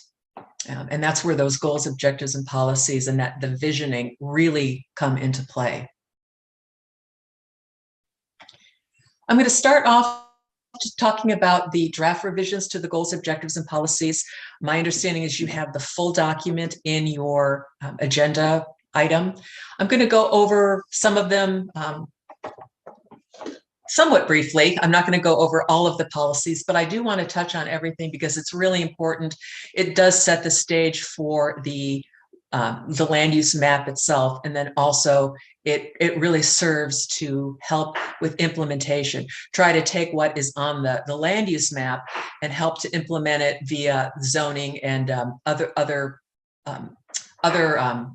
projects and programs that the city has. So we've got 4 focus areas in the goals, objectives, and policies: balanced growth, economic prosperity, quality of life, and community character. And each one has objectives and policies associated with it. And the intent of those is to, in addition to the other things that I've mentioned, we're also looking to support and coordinate with the current update of the safety element and the preparation of the new environmental justice element, and also to implement the housing element. And it also supports and coordinates with existing general plan elements and also other development related plans that you have, such as Parks and Recreation Master Plan and some other plans that we really need to consider as we're moving forward and putting together a land use plan. First of all, under balanced growth, we have two goals. The first, three, I believe. The first goal is a balanced land use pattern to accommodate Victorville's future housing, commerce, industry, recreation and open space, education, employment, social, and health needs. And under that goal, we've got several objectives. The first is to achieve and maintain an appropriate balance, variety, and distribution of commercial uses that provide for retail, business, professional, medical, dental, and other commercial and service needs of the city's residents, and that will attract customers and visitors from the region and beyond. And I've just got a sampling of policies, don't have all of the policies listed, and you have them in your packet. But we just wanted to highlight a couple that are definitely different from, at least this first one in particular is different from your existing goals and policies. Maintain Victorville as the regional, well, no, actually, I'm sorry, this is in there. Maintain Victorville as the regional destination for shopping, entertainment, tourism, and hospitality for Victor Valley. We know that that is a key policy for the city. The second is to encourage development of local serving commercial uses in proximity to adjacent residential neighborhoods to serve the day-to-day needs of Victorville's residents. So we're looking at both the macro scale and the local scale as part of that balance. Objective B, achieve and maintain an appropriate balance, variety, and distribution of industrial uses and support the city's economy and provide employment opportunities.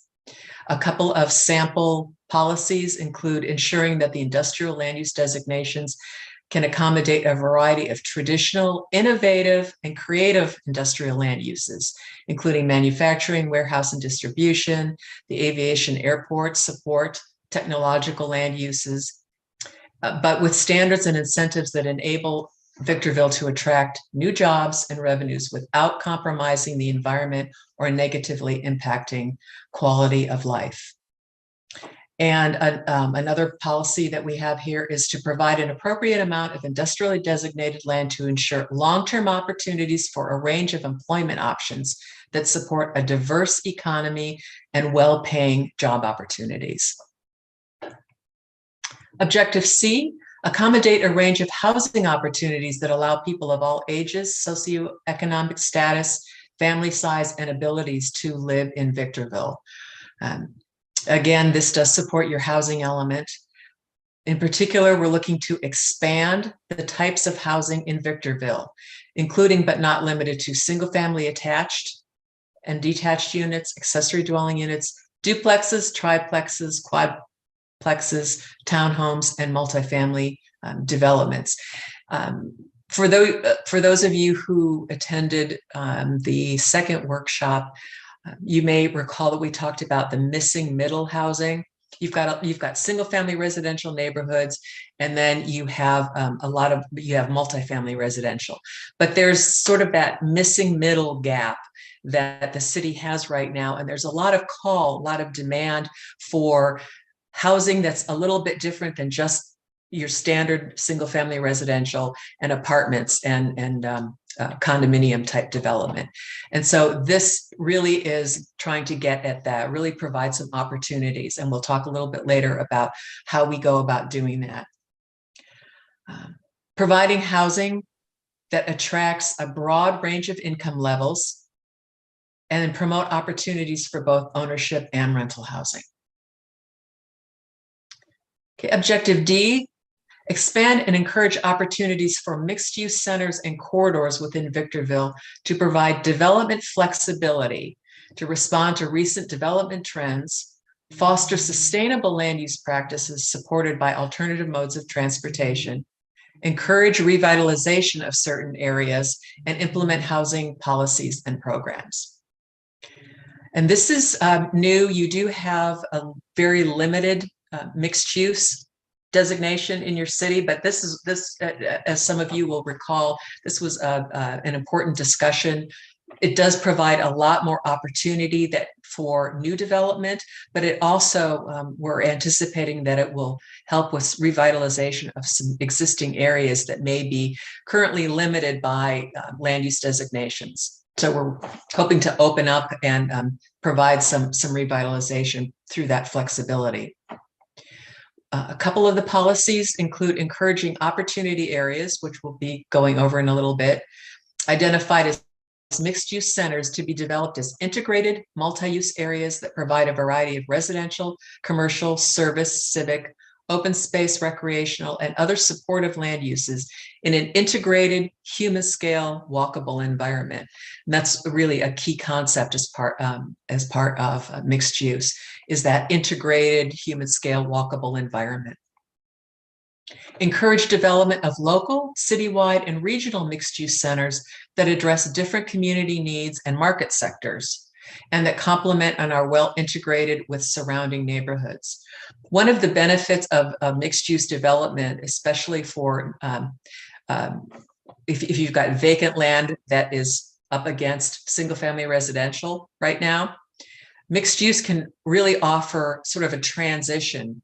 Instead of that hard edge between a commercial development and a residential neighborhood, mixed use provides an opportunity to put commercial maybe closer to the street or at a key corner intersection, and then provide housing that can even change in densities within that same development.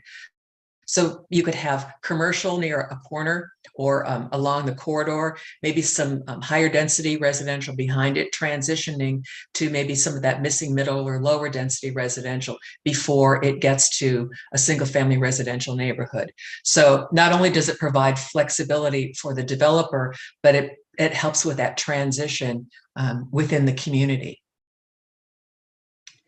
Objective E is to provide land for parks, recreation facilities, open space and bikeways, and trails to serve the current and future needs of the community. Several of the sample policies here are maintain and expand parks, recreational trails, bikeways, and pedestrian corridors and linkages throughout the city in accordance with the city's parks and recreation master plan. The second is to promote recreational use through the development of a system of trails. And here we're linking directly with an objective in your Parks and Recreation Master Plan within Victorville and between the city and adjacent municipalities. And this is key to correlate the land use element with the Parks and Recreation Master Plan. To coordinate those policies is really important, because as your city continues to develop, you've got policies in here to make sure that this new development, especially like through specific plans, which the city uses on a regular basis, to make sure that those linkages occur so that you can really have an integrated trails plan, a corridor plan.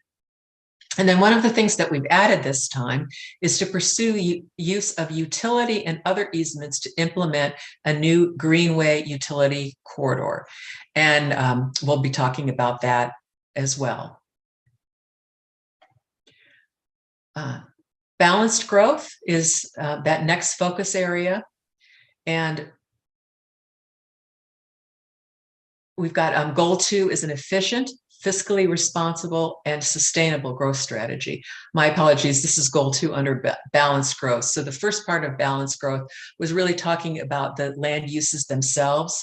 This second goal under balanced growth is making sure that as the city grows, it grows in an efficient, fiscally responsible, and sustainable growth strategy. So we've got the objective here is direct and control growth within the city boundary to maximize the efficient use of public roadways, infrastructure, services, and facilities. A couple of sample policies: encouraging infill development, redevelopment of underutilized sites, and reuse of existing commercial and industrial buildings before expanding into undeveloped areas to enhance community character. Very important, optimize infrastructure investments, support increased transit use, promotes non-motorized transportation, and enhance commercial viability. The next policy, when considering requests to amend the land use map within the city boundary, discourage leapfrog development And leapfrog development, you may have heard the term. It's characterized by proposals for development in areas which are functionally separated from developed portions of the city by lack of infrastructure and services, expanses of vacant land, significant topographic, jurisdictional, or other barriers, or other similar constraints. And that's really important because it costs the city, even if the developers are paying for some of that infrastructure, it's costly to support that leapfrog development. And not only that, but you've got services that are separated from the developed area of the city when you have that leapfrog development. So police and fire have farther to go without anything in between. All of your city services, it's less efficient for all of your city services.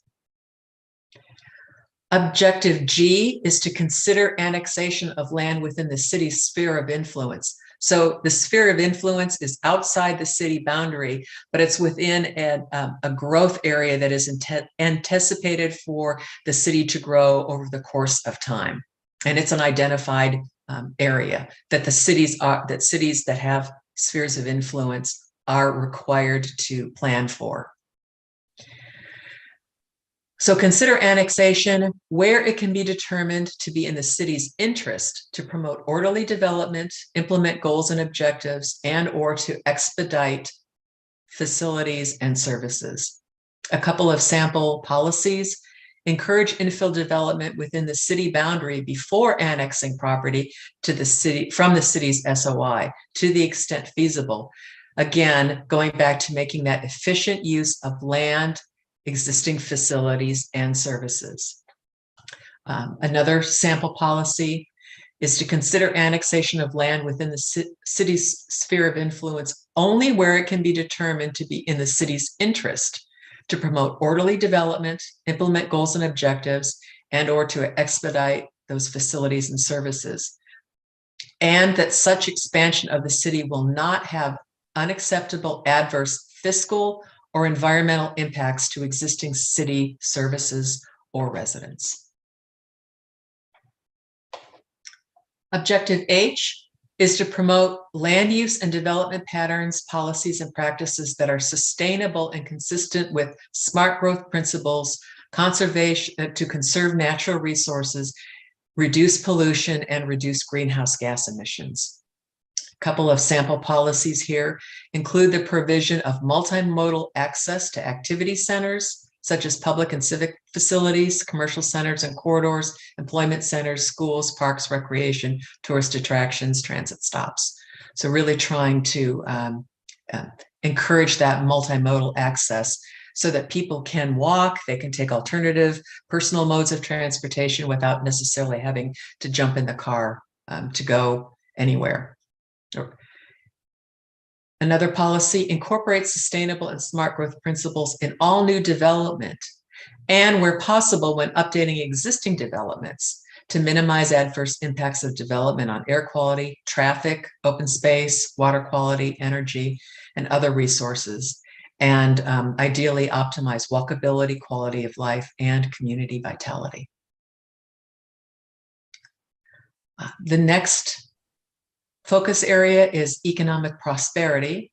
Goal 3, a thriving and resilient economy with a range of well-paying employment opportunities and a diversified and sustainable tax base. Objective 1, support Victorville as a major regional center for business, commerce, employment, and entertainment. A couple of sample policies here: encourage development of land uses and infrastructure to support growth of businesses and commerce. Another is to support Victorville's economic development strategies by providing an appropriate mix of land uses that supports existing industries, attracts growth sectors in the Victor Valley, and provides jobs for those who choose to both live and work within the city. And then finally, ensure that land uses are flexible enough to respond to changes in market conditions and can accommodate new desirable uses. And as I mentioned earlier, that's one of the things that we really tried to consider, was to provide that flexibility, not opening the doors to anything and everything, but those key trends that will really be of benefit to the city, both economically. Quality of life is another focus area. Goal 4, a safe city where community members have a high quality of life and healthful lifestyle, and where equity is routinely considered in land use policies and decision-making. This is one of the focus areas where we have a real direct correlation between new environmental justice element and the updated safety element. Objective J is to promote a community environment that supports the overall health and well-being of those who live and work in Victorville and Victor Valley. A couple of sample policies here. Ensure that there is adequate land for state-of-the-art medical facilities to support the needs of the population as it grows and changes over time. Another is to facilitate the implementation of a new health and wellness overlay that integrates medical facilities with housing and other supportive uses to create planned districts that encourage and promote community health. And for those of you who participated in previous workshops, we did talk about this, and I'll be touching on it a little bit later on in the presentation, provide a little bit more detail. And then encourage the development of facilities and venues for arts and entertainment. That's certainly very important for quality of life. And it's also very important for economic development as well. So there's a lot of linkages between these goals, policies, and objectives support each other. Objective K, ensure that equity and environmental justice are considered when making and implementing land use policies. There's a real correlation, real tie between environmental justice and land use. And this is intended to support the environmental justice element without duplicating it, but really acknowledging that linkage. A couple of policies here: ensure that public facilities, services, and infrastructure are available to serve the needs of the community in an equitable manner as the city grows. Second is periodically monitor and respond to the changing needs of the population, including age, family composition, economic and social factors, health, and environmental impacts as they relate to land use policies. That's really an important thing to consider. It's certainly something that is required to be considered when you update your housing elements every 8 years. But it really is an important factor for land use as well. As communities grow, oftentimes their demographic population can change, and it's important to keep that in mind.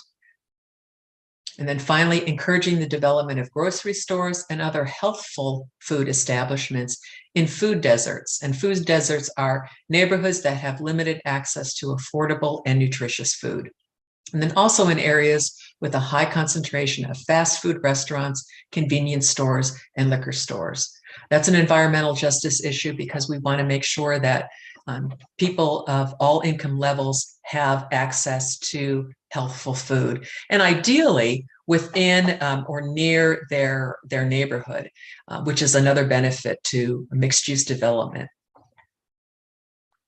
Objective L, encourage and support opportunities for lifelong learning for people of all ages and income ranges in Victorville.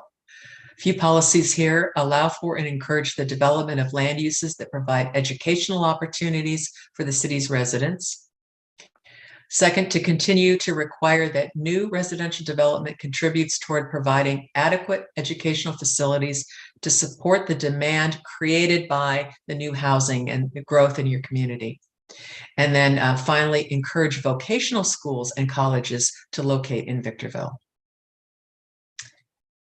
M is to continue to protect the public's safety by evaluating land use and environmental constraints prior to development and requiring that projects mitigate potential negative environmental and safety impacts. Got a few policies here: providing a wide range of accessible public facilities and community facilities, including fire and police protection, flood control and drainage, educational, cultural, and recreational opportunities, and other governmental and municipal services to meet the current and future needs of the community. Second one is to emphasize public safety considerations for development, and that can be existing or proposed public and private projects.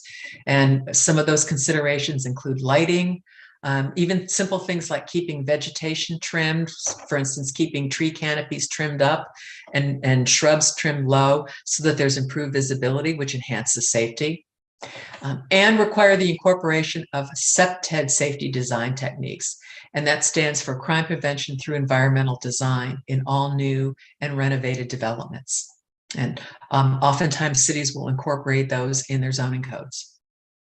And then finally, incorporate methods to provide shade and help mitigate heat impacts in public and private development and facilities to the extent possible. And obviously that's certainly an important consideration in your community because of your location. Finally, we have community character, and goal 5 is very simple, but it's very important. That is to provide an aesthetically pleasing community. Objective N, promote a distinctive identity and image for Victorville with high quality design of the built environment to increase the city's desirability as an attractive place to live, work, and play. A couple of policies here. To promote high standards of building design, site planning, landscaping, and hardscaping, and signage. And ideally, it would reflect the character of Victorville, and it would also strengthen the city's economic vitality. Another policy is to develop and implement a coordinated gateway, wayfinding, and streetscape program that incorporates design features that highlight Victorville's unique identity and history, including design themes developed for key corridors, key areas near intersections with I-15, and opportunity areas. And a really neat way to do that is to incorporate public art to the extent feasible. Again, things that really reflect your community, enhance and support your community.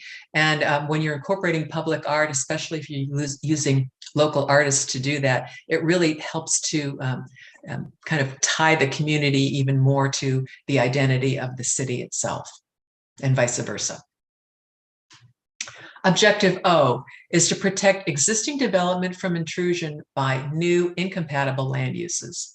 A couple of policies here require that the scale and massing of new development in higher density and intensity centers and corridors provide appropriate transitions in building height and bulk that are sensitive to the physical and visual character of lower density adjoining neighborhoods. I touched on that a little bit, but that's certainly something that is important throughout the city. Another opportunity is, or policy, is to utilize vegetation to help mitigate impacts of air pollution. Again, because of your location, you have windborne pollution and particulates, maybe more so than other developed cities or in other locations. So requiring installation of trees and or vegetative buffers along property lines of new development that is adjacent to or expands the city's boundaries. Also between existing areas of incompatible uses and in and near activity centers where people gather. Those are all beneficial ways to protect incompatible land uses. And with that, I would like to pause and see if anyone has any comments or questions. And certainly there are other policies that are in your agenda packet. So if there's anything that you'd like to talk about there, or if you feel that we've missed anything, if there's something that you would like to make sure that we add, we would like to know about that.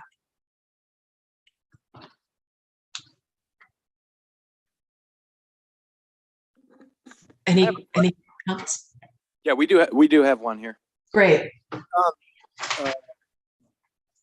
Going back, I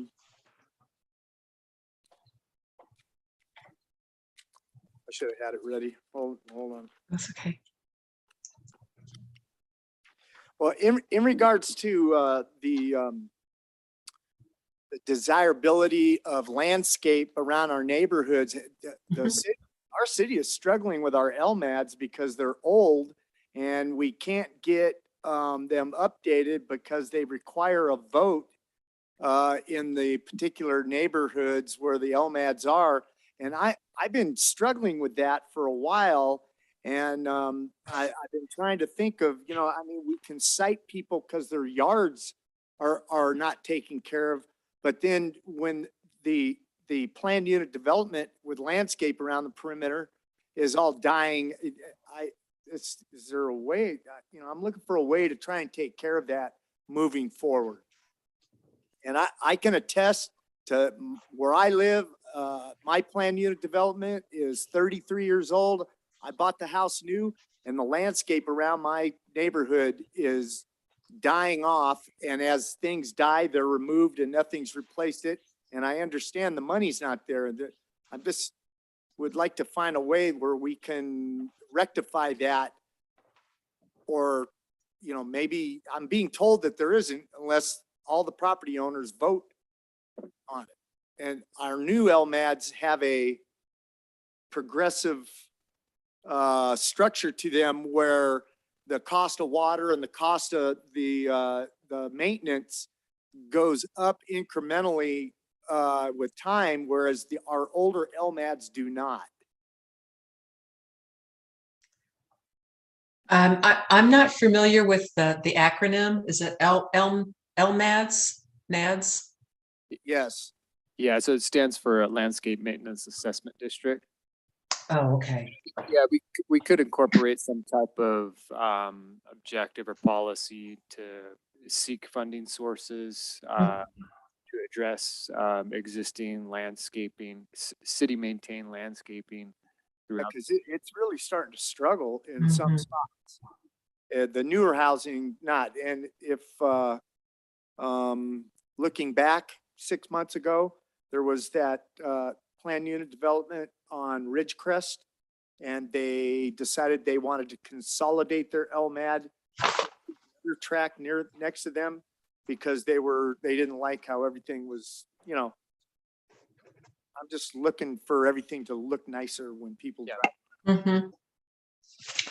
Yeah, we could definitely do that. There is a policy, LUN 6, ensure properties are adequately maintained both for safety and aesthetic reasons by encouraging voluntary compliance whenever possible and utilizing code enforcement as necessary. So that starts to get at what you're talking about. But as Scott said, I think it certainly makes sense that we could add another policy to specifically address some of those ongoing issues that you have. Yeah, because those can be enforced by, that's my point. That can be enforced by code enforcement, but it doesn't make any sense to me to have code enforcement go through the neighborhood and cite people, but the perimeter of the planned unit development is struggling and should be cited. I'm all for code enforcement doing that, but at the same time, it's counter to letting I guess they just call that I'm just going to use the word an easement. We'll just call it a city easement. Okay. And that maintenance, those costs, Scott, were incorporated into, what do you call it? The CCNs or? Yeah, it goes into assessment district. And so, yeah, like you're mentioning some of the older assessment districts didn't have that escalator. So there's not the funding there. Right. To, maintain the landscaping as much and or replace. Yeah, some of them don't even have enough, generate enough to even water, right?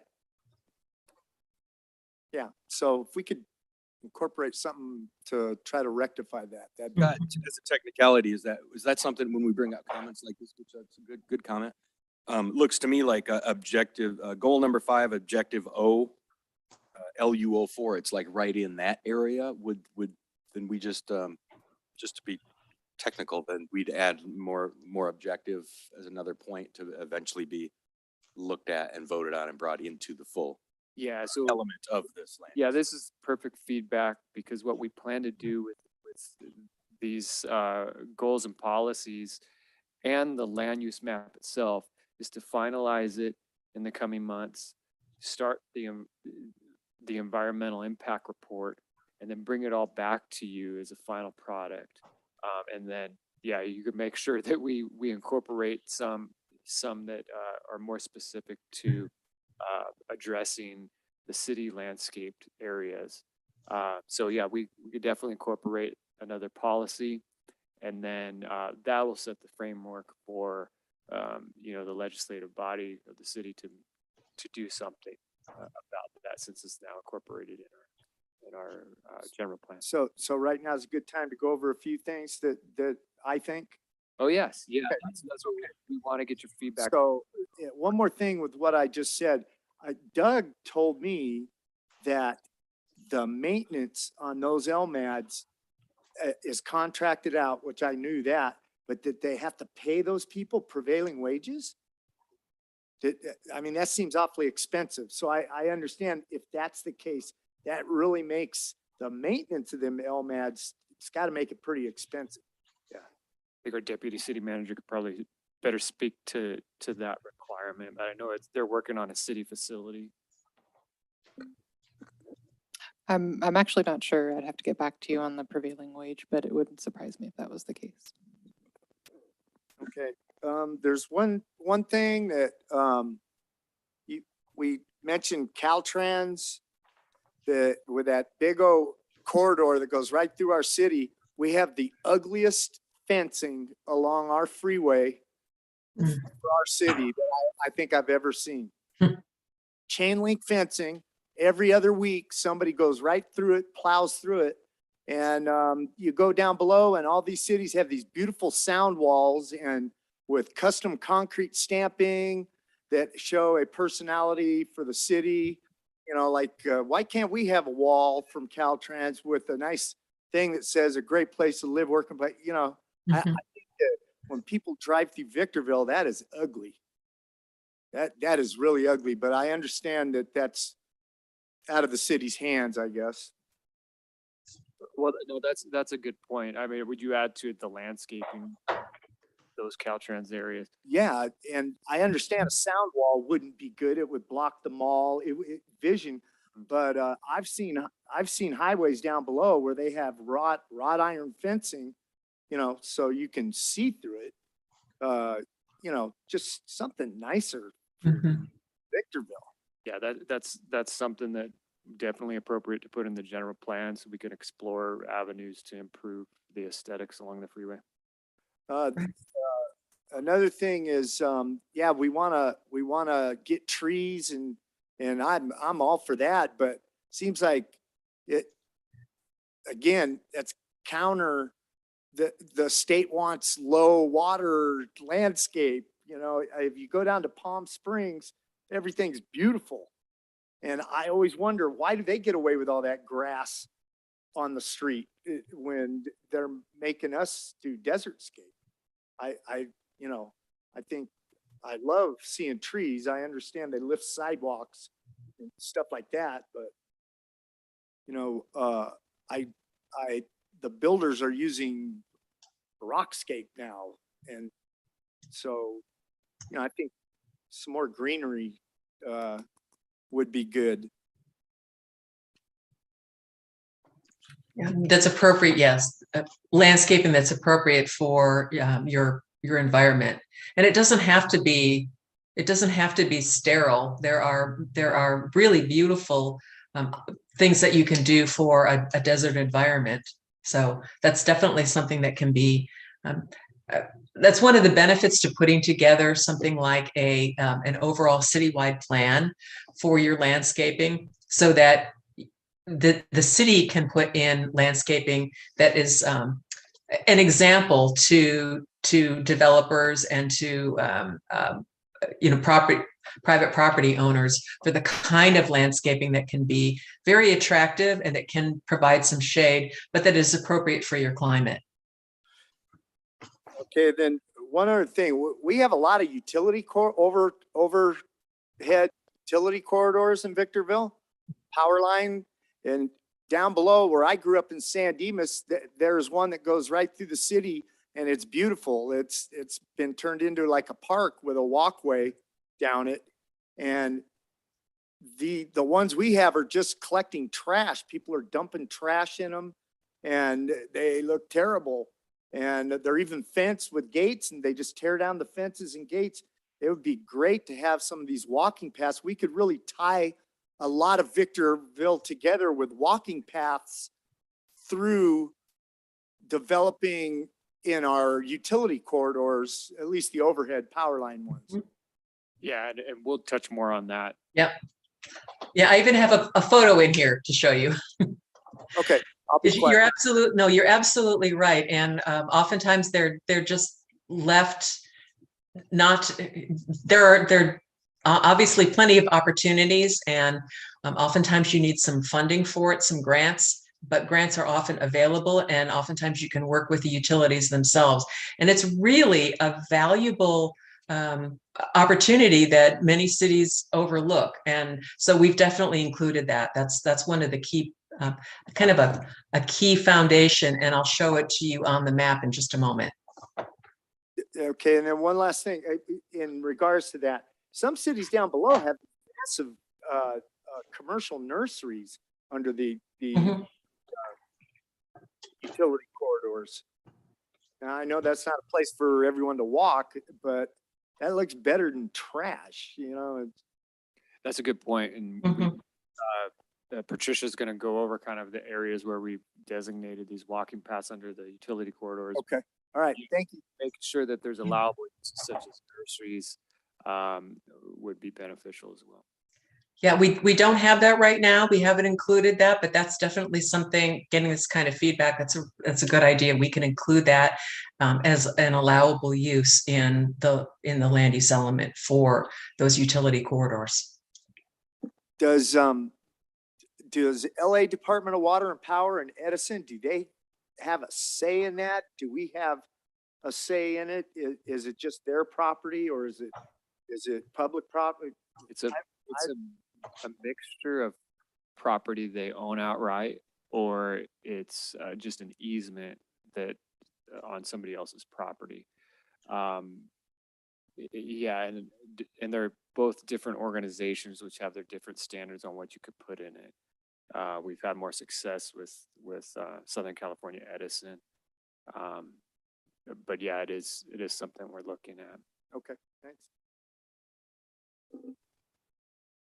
Yeah, I've even seen corridors like that have sculpture, like local sculpture along it, and it actually attracts people. It attracts people from outside the city, which then of course provides some opportunities for people to go to restaurants and shop in the city. So that can really be beneficial, not only for the recreation, but also for that kind of that community quality of life. You can do a lot of really special things along those types of corridors.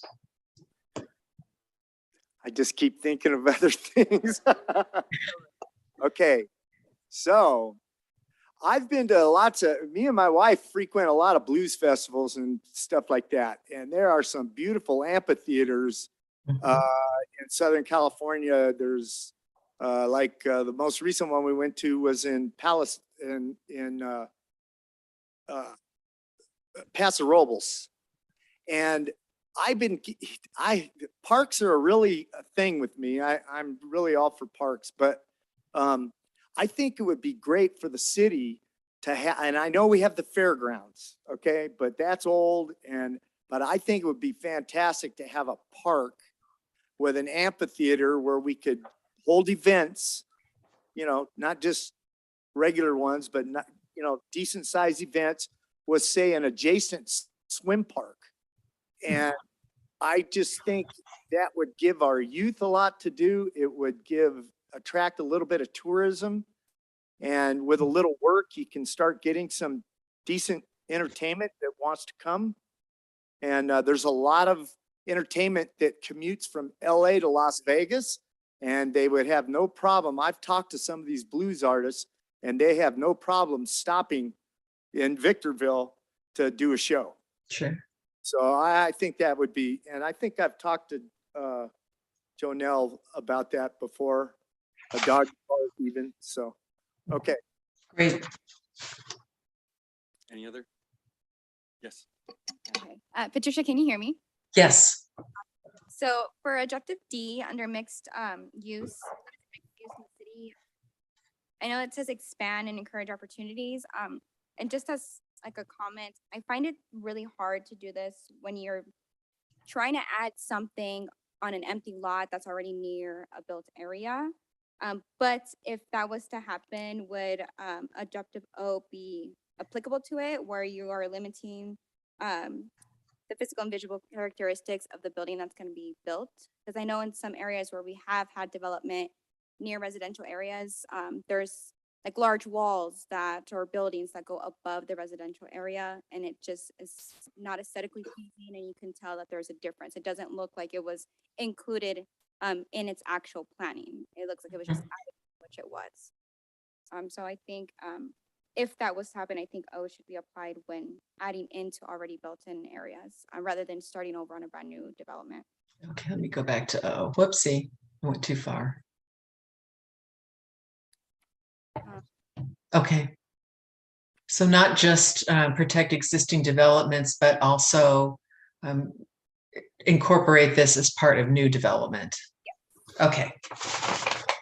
And under objective G, when looking at the city's sphere of influence and annexing into the city, and I don't know if this is a sensitive question, how does the city determine when it's in its best interest for orderly development and fiscal impacts? Because I know a lot of the areas within the city's sphere of influence that are not developed or part of the city are in the middle of the city, and there's a huge difference between those neighborhoods and neighborhoods in its actual sphere.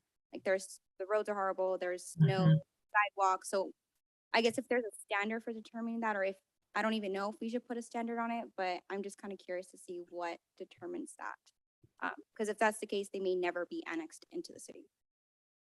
So I could probably shed a little bit of light on that. So thanks, Scott. We may, as a city, not have a choice to annex the what we call the county islands, where the city surrounds these areas like Mountain View Acres, but they're currently not in the city. So the Local Agency Formation Commission, which oversees annexations, has a policy that cities should annex those areas when they're looking at other annexations. So as the city would entertain annexing further north or further west into our sphere of influence, when it's appropriate, when it's not a leapfrog development, when it makes sense, we may also have to take on those islands, which may not, have the benefit, but for orderly development's sake, they may be already a drain on city resources, just because police and fire from our city respond to those areas as it is right now. Yeah, it's kind of a complicated scenario, but we may not have a choice. okay, thank you. And then I just wanted to highlight on objective F. I think that we want to optimize current infrastructure and rather than just building when we have empty buildings. So I thought that was great to include in there. That's all. Commissioner Cook Anson, just a, a couple of notes here on objective K6. I really like development of grocery stores, because as we grow, we're going to need more of those within the city. And then as I was going through the presentation, I put an asterisk next to Ian about the signage and landscaping, and Vice Chair Harriman covered that really well. So that was an item that I took to. So that's all I have. Great, thank you.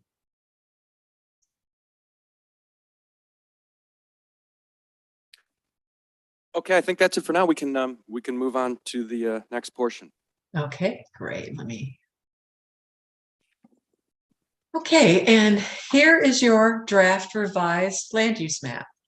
I'm going to go over. First of all, I'm going to talk a little bit about the strategies that we employed before we made the land use changes. And then we're going to zero in on many of the key changes. And I realized as we were talking that I didn't have a slide specifically for the corridor, the Greenway corridor. So I'm going to start right now and identify that because it is basically a full-on map.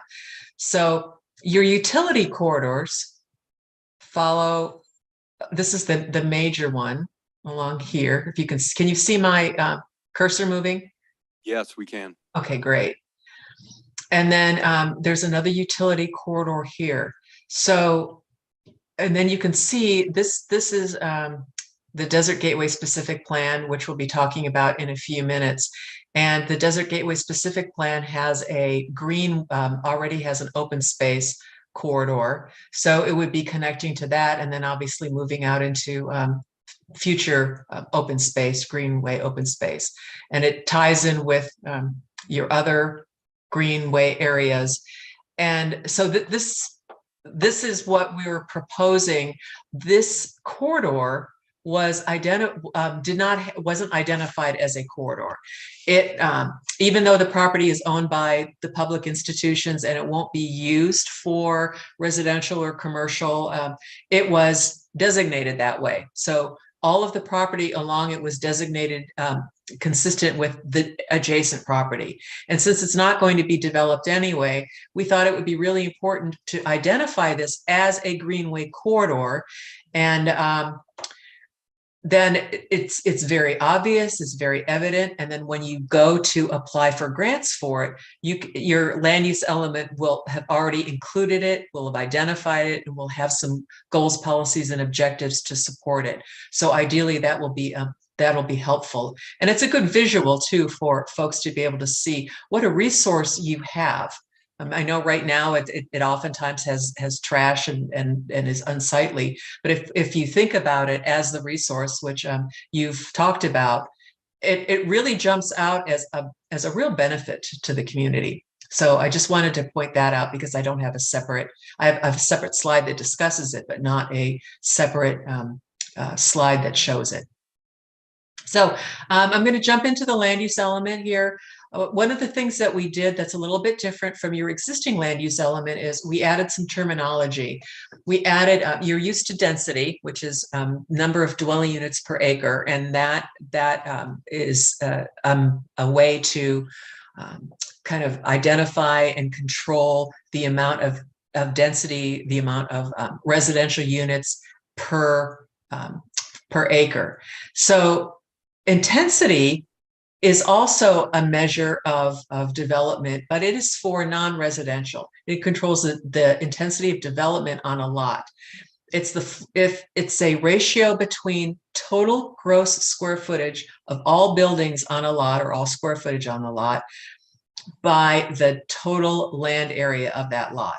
So you can see down here, if you have a lot, these are all one, it's a 1.0 floor area ratio. So that means the square footage of the building is the same as the square footage of the lot. So for instance, if you've got a lot that has 100% coverage of a one-story building, that's a 1-to-1 FAR. A 1-to-1 FAR is also, you can get to that by doing a 50% lot coverage. So in this case, half of the lot is covered with a building, but in order to get that full square footage, you need to do 2 stories. A 25% lot coverage, to have a 1-to-1 FAR, you would have to have 4-story building. So it's just a way to show that intensity of development, and then you can get to it for a variety of different ways. And we've added that for a couple of reasons. For one thing, when we're preparing the environmental impact report, we have to be able to estimate future growth. So if you don't have, you can do that with density, because you could say, okay, you've got X number of acres at this density, X number of acres at that density, and you can come up with a total estimated number of dwelling units at full build out. Without some kind of measure for development intensity for non-residential development, the folks who are preparing the environmental impact report have no way of knowing what your potential build out could be. Then that's not to say that it will build out that way to the maximum. We don't anticipate it building out to the maximum, but it does provide that ability to evaluate. And that's also very important for evaluating traffic, because of the fact that your circulation system needs to be sized to support the land uses. So we've added that, and you'll see some new numbers that you're not used to seeing.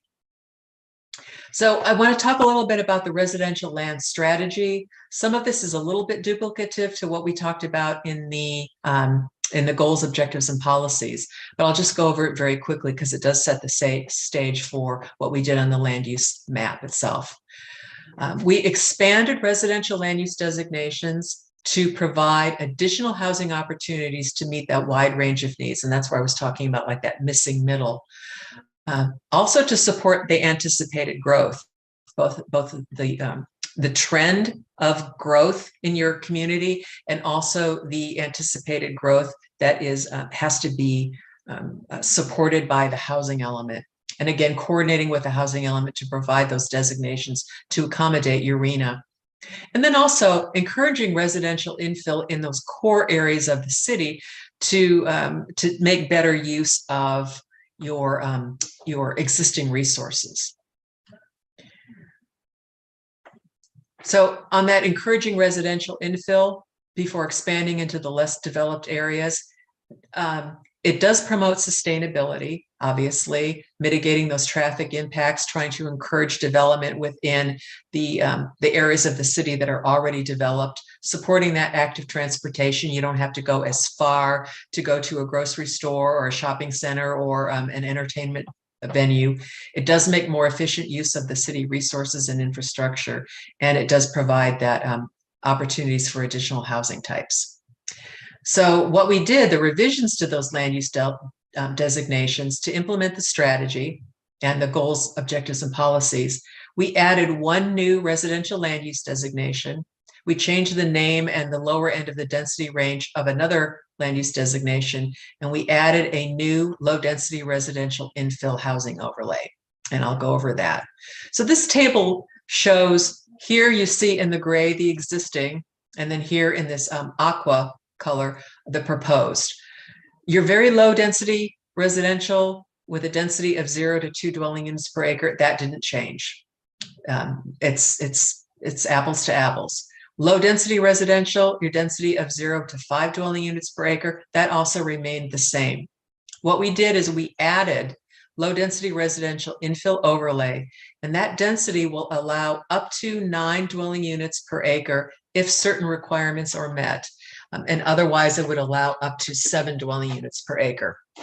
And that would be, it's an overlay, so it doesn't automatically allow someone that has a single family residential or low density residential land use designation. It doesn't automatically allow them to develop at that low density residential infill overlay. They will have to meet certain requirements, and those will be prepared and added to your zoning code for implementation. So that way those parameters will be defined, and if someone does want to take advantage of that overlay, they will have to meet the certain requirements that are laid out both in policy in the land use element as well as in your zoning code when it gets implemented.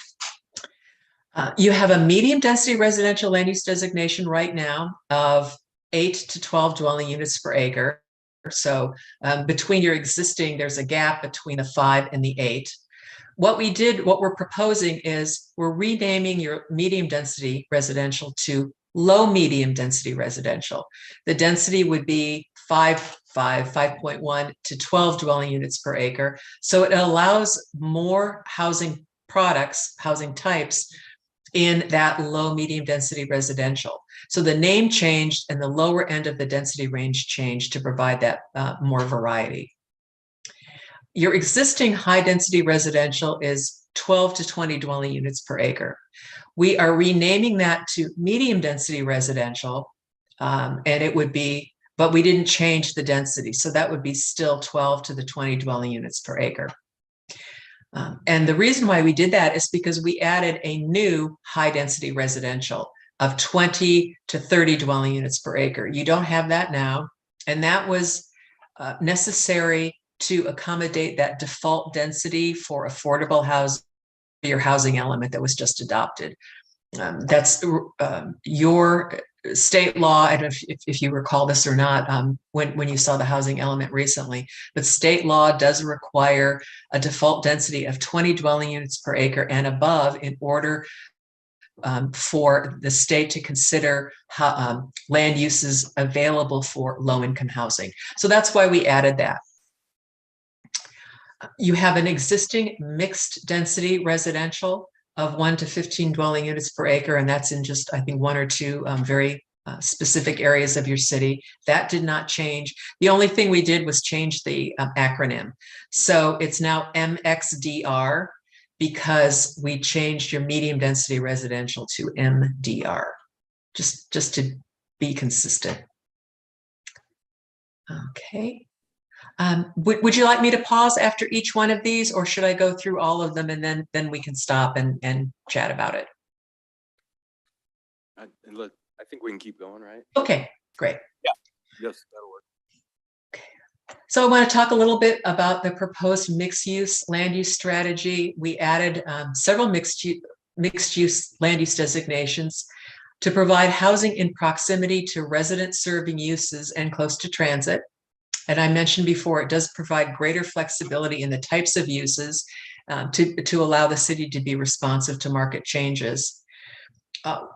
We're hoping that it will be putting this this mixed-use land use designation in certain areas of the city to try to help revitalize some of those corridors and some of those areas.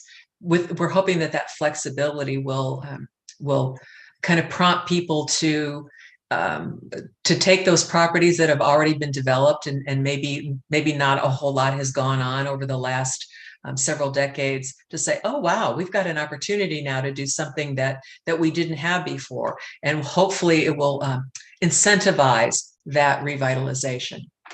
And the mixed-use land use designations also coordinate with the housing element. We've got 2 mixed-use designations, and it accommodates the lower income for some of the sites in your housing element. So we added 2 new mixed-use land use designations. We deleted, you have an existing mixed-use high-density residential land use designation that allows, I think, up to 60 dwelling units per acre. That was deleted. I don't think it's been utilized. So let me go through this quickly. Existing land use, we added a mixed-use 1. That's a density of 0 to 15 dwelling units per acre. It has a non-residential floor area ratio of 0.5, which is it's very generous for a, we would typically see the mixed use 1 used in more neighborhood serving areas or community serving areas.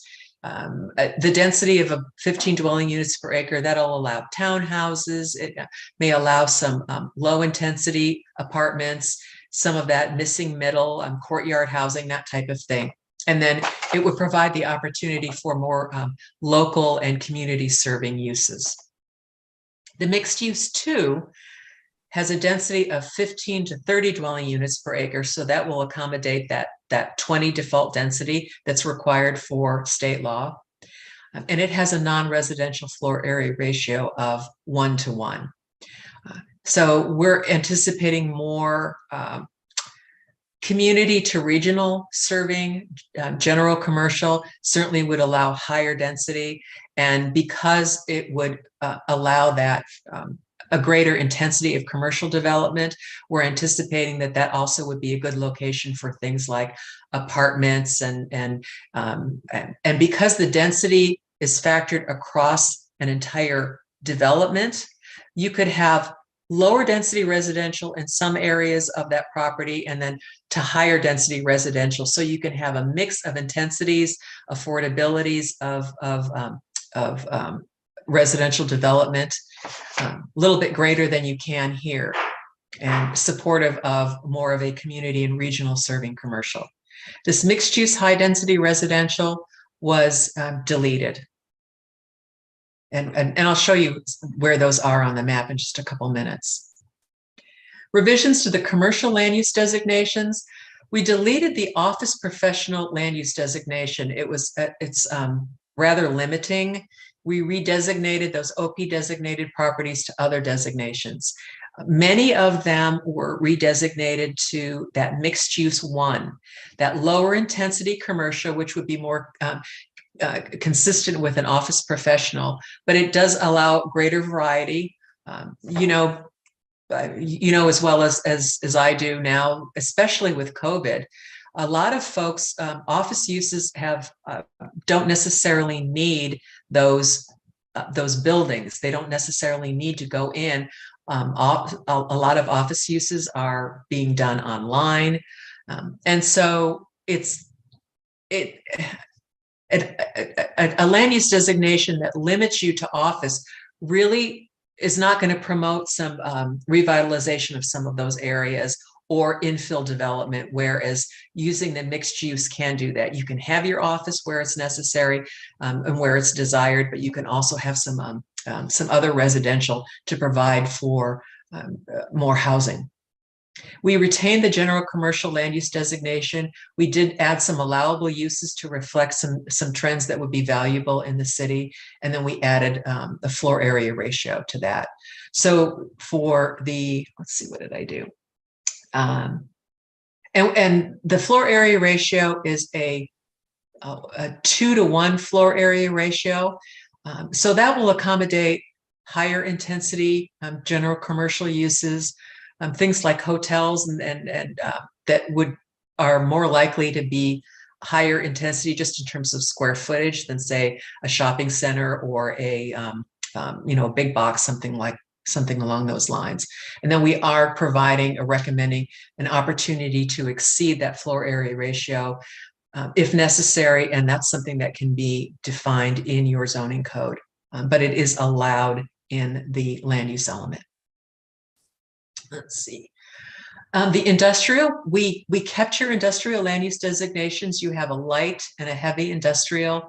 The major thing that we did was expand some allowable uses to reflect the trends. Things like artisan manufacturing, technological types of uses, things along those lines. And then we added a floor area ratio of 1-to-1. And based on the type of development that you typically have in the city, that should be more than enough to accommodate. But again, giving us that idea for being able to evaluate a potential build out. Warehouse and distribution, that was the other one. I was trying to think of it and I just blanked on it, but to support the warehouse and distribution, which we know is something that you're getting a lot of interest in. Okay, here's revisions to the public, institutional, and open space land use designations. You have 2 right now, public, institutional, and open space, and we kept those. What we did is we added that new Greenway utility corridor that I showed you on the map. And here's an example of one. I think this one is in Colorado, if I'm correct. It doesn't have to be super expensive, manufactured with asphalt paving. It can be, but it can be something that is this simple to put in. You can put benches in along the way. You can do public art along the way. You can have a variety of amenities, but it provides that opportunity for that greenway, that connection, the trails that are really valuable amenities, especially to people who live in your community, people who work in your community, and even to people coming to visit. So this would be promoting that creation of those continuous trails, ideally the multiple access points, so that if you've got development, new development, specific plans, anything commercial, and which I'll show you in a few minutes. We've got some designations where this runs directly through it, and we think it would be great to have an integrated link that ties into this corridor. It can be made available by private owners through voluntary conservation easements. There are a variety of mechanisms that can be utilized.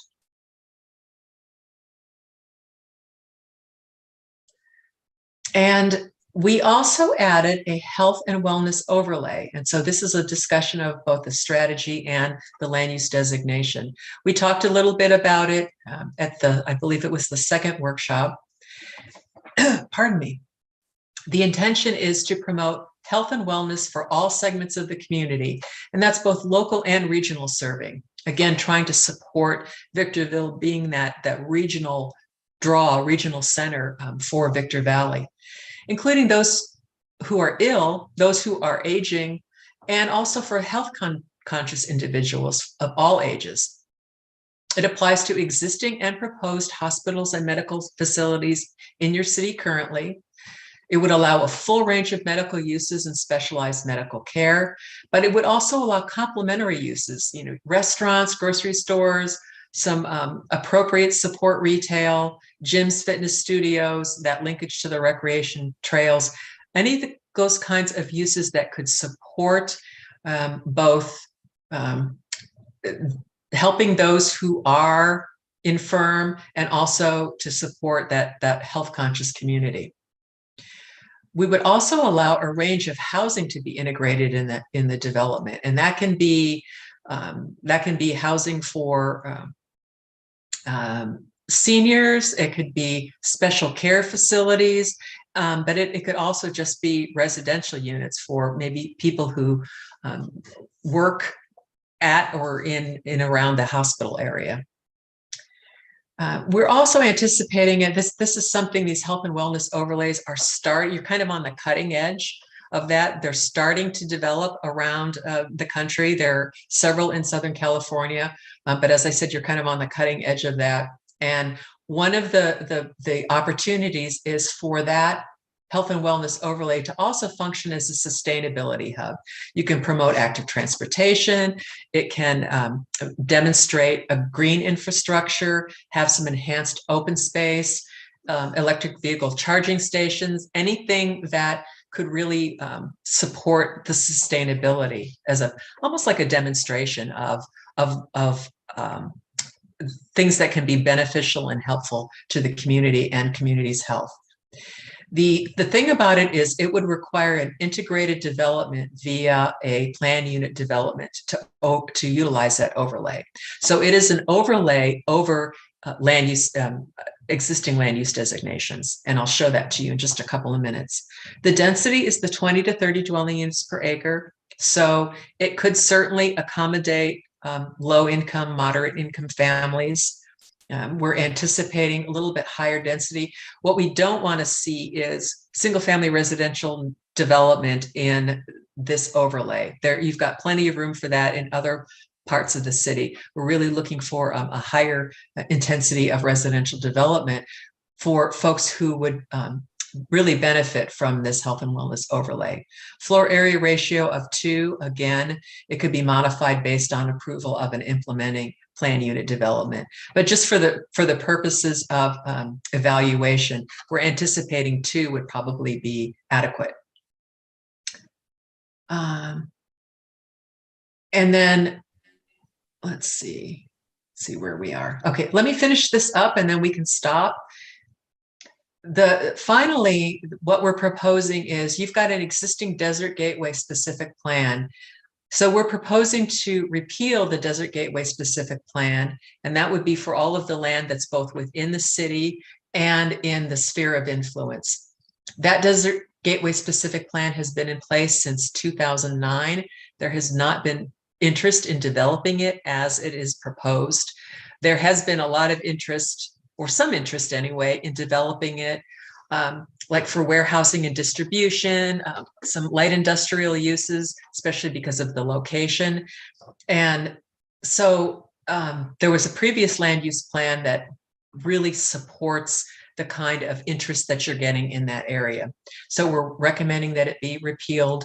We spent quite a bit of time chatting about that at the third workshop. So we're bringing back the proposed plan based upon the input that we received from you and members of the public. And another reason why the DGSP isn't working is because originally the location of the planned high-speed rail station was planned for that area. And it has been relocated to the east side of the I-15 out of the DGSP. So kind of sort of takes away from that plan development the way they had originally envisioned it. So let me pause there and see if you have any questions about anything that we're proposing before we go to the map and show you how all of this is being implemented.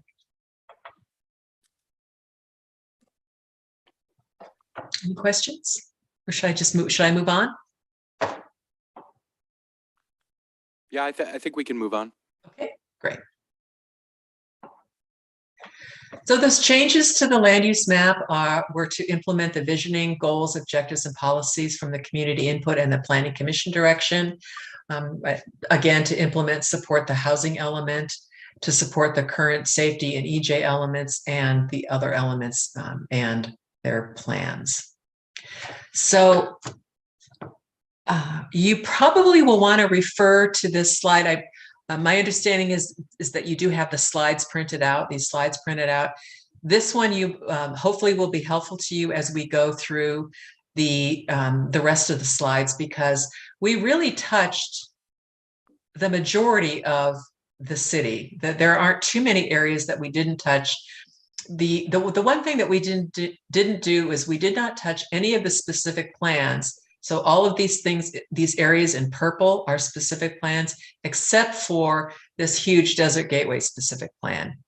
So we've identified opportunity areas, and I'll refer to them as opportunity areas as we go through the slides. So you'll see we've got an opportunity area here, here along Palmdale. This is, let's see, we've got an opportunity area down here, and this is an area around the site of the potential Providence Hospital. This is on Bear Valley Road near your mall, also along Bear Valley Road, up along Maricopa, near the freeway. So you can see it's pretty well distributed. Now these areas that are in this orange color, those are changes that were made. We hadn't talked to you about those before. There are some changes that were made as a result of public input. And then there are a few areas, we're not calling these opportunity areas, but they're large enough that we wanted to identify some changes that we made when we when we got rid of the office professional and that high density mixed use. So I just wanted to point out what some of those are. And then this is the Greenway corridor. So you can see how it does intersect a lot of, well, actually intersects near or through some of these opportunity areas. Okay, the first opportunity area is on the 395 and Palmdale Road. This slide shows the existing land use designation. You can see it's general commercial. This is your high density, but what is now considered medium density residential, that 12 to 20 dwelling units per acre. And then this is low density residential. And the proposed on the map is a mixed use 2. And that would facilitate that more of that regional community and regional serving, commercial type uses, especially with it being along the 395 and in proximity to Palmdale Road. And then would also allow residential at that higher density, that 20 to 30 dwelling units per acre. Let's see. Opportunity area 2, it is along Palmdale. It is just, let me see here, just west of 395. Let me see. This is, and the areas that were changed are kind of highlighted in this bright light green color. This is that high density mixed use that you have in your existing land use element that will no longer be in your land use element. That was going to be changed to the mixed use 2.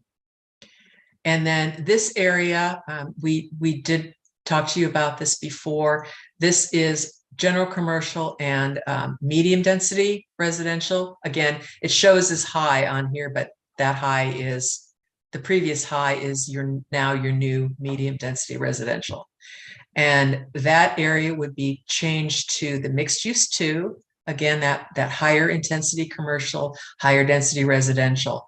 And then there's a portion of this property along here was changed to high density residential. Let's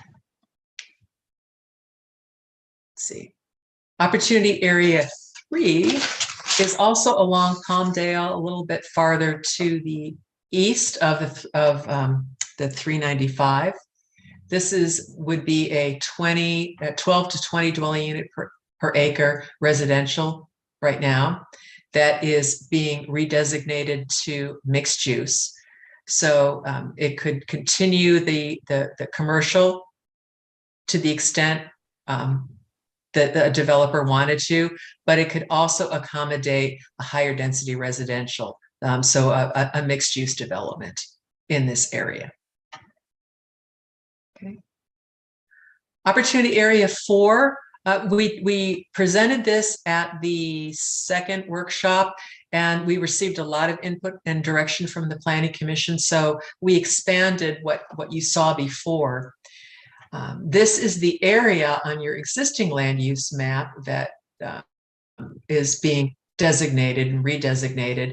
You'll see it follows the Oro Grande Wash. This is low density residential right now and extremely low density residential. There's a little bit of light industrial, which is, kind of an odd place for it, next to commercial and residential. And then this whole area is general commercial. So what we're proposing is, this is one of the health and wellness overlays. This area that is highlighted, well, I kind of covered it over a little bit with the screen outline, but this area here that is general commercial would be part of the health and wellness overlay. And then the health and wellness overlay, again, based on some input that we received at the Planning Commission workshop, we extended it north of Mesa Street. So it now encompasses this whole area. And we have mixed use 2, that higher intensity mixed use, which would allow some higher density residential. And then outside, but adjacent to the health and wellness overlay, we have mixed use 2. And then in this area would be mixed use 1. So there could be some lower intensity commercial development if that were desirable and appropriate, but it would allow up to 15 dwelling units per acre instead of the lower range of 2 dwelling units per acre, which it is currently. And then you can see how the Greenway corridor goes right through. And with this type of development, the ability to allow this, as I said, this is an overlay, so it's over the general commercial. It can be purely general commercial if someone chooses to develop it that way, but this is the location of potentially the future Providence Hospital. And so it would also, if they choose to develop it as that health and wellness overlay, you could also have some housing in here, a variety of different types of housing products. Again, this great opportunity to connect directly to a Greenway corridor. Opportunity area 5. Okay. This is Bear Valley Road, and this is Amethyst. We did talk about this one at the previous workshop as well. This is currently designated general commercial. Here's the your mall here, and there's Restaurant Row, and there's a lot of commercial development that's already developed in this area, fairly new. So we designated this area as mixed use 2, that higher intensity commercial because of its location, near the freeway, along Bear Valley Road, and with this other general commercial that's already developed around it. But it does provide an opportunity for some transitioning of residential away from the corridor. This is Opportunity Area 6 along 7th Street to the east of the I-15. This is general commercial right now, and you see these other little areas. This red is the general commercial, and this peachy pink color is office commercial. Office commercial is going away. So if you look over to proposed, this whole corridor, we're proposing to redesignate to mixed use 2, allowing some higher intensity commercial development, maybe some motels, restaurants, entertainment, that type of thing, ideally to kind of help revitalize this area, allow some residential to be added in there. Again, when you've got people looking to go shopping, and it'd be nice to be able to walk out your door and maybe walk down the street and go to a restaurant or some other kind of venue. So we're really hoping that this will help with that, some revitalization. And then these little areas that were formerly office professional, I think I missed one right up here too. Sorry, I missed that one, have been designated mixed use 1. So still allowing that lower intensity, certainly very appropriate for offices and things that don't uses that don't necessarily have to be right on the main drag, but would also allow some lower intensity residential as sort of a nice transition between these existing single family residential neighborhoods. And this was an office professional that we designated commercial. Opportunity Area 7 is along Bear Valley, and here's Spring Valley Parkway. So this area right now is office professional and general commercial. And then this area is designated, that's a medium density residential. And that's actually a public use. So as we went along, you've got some quite a few public uses that are designated residential or commercial. So we cleaned those up. So a public use is now going to be designated as a public institutional use if it's a school or a public facility. So that's an opportunity to clean all of that up. So this area we're proposing to redesignate to mixed use 1. Nice transition between a general commercial along Bear Valley Road, and this is a low medium density residential. This is a medium density residential around it, and then low density residential. So it provides a lot of flexibility.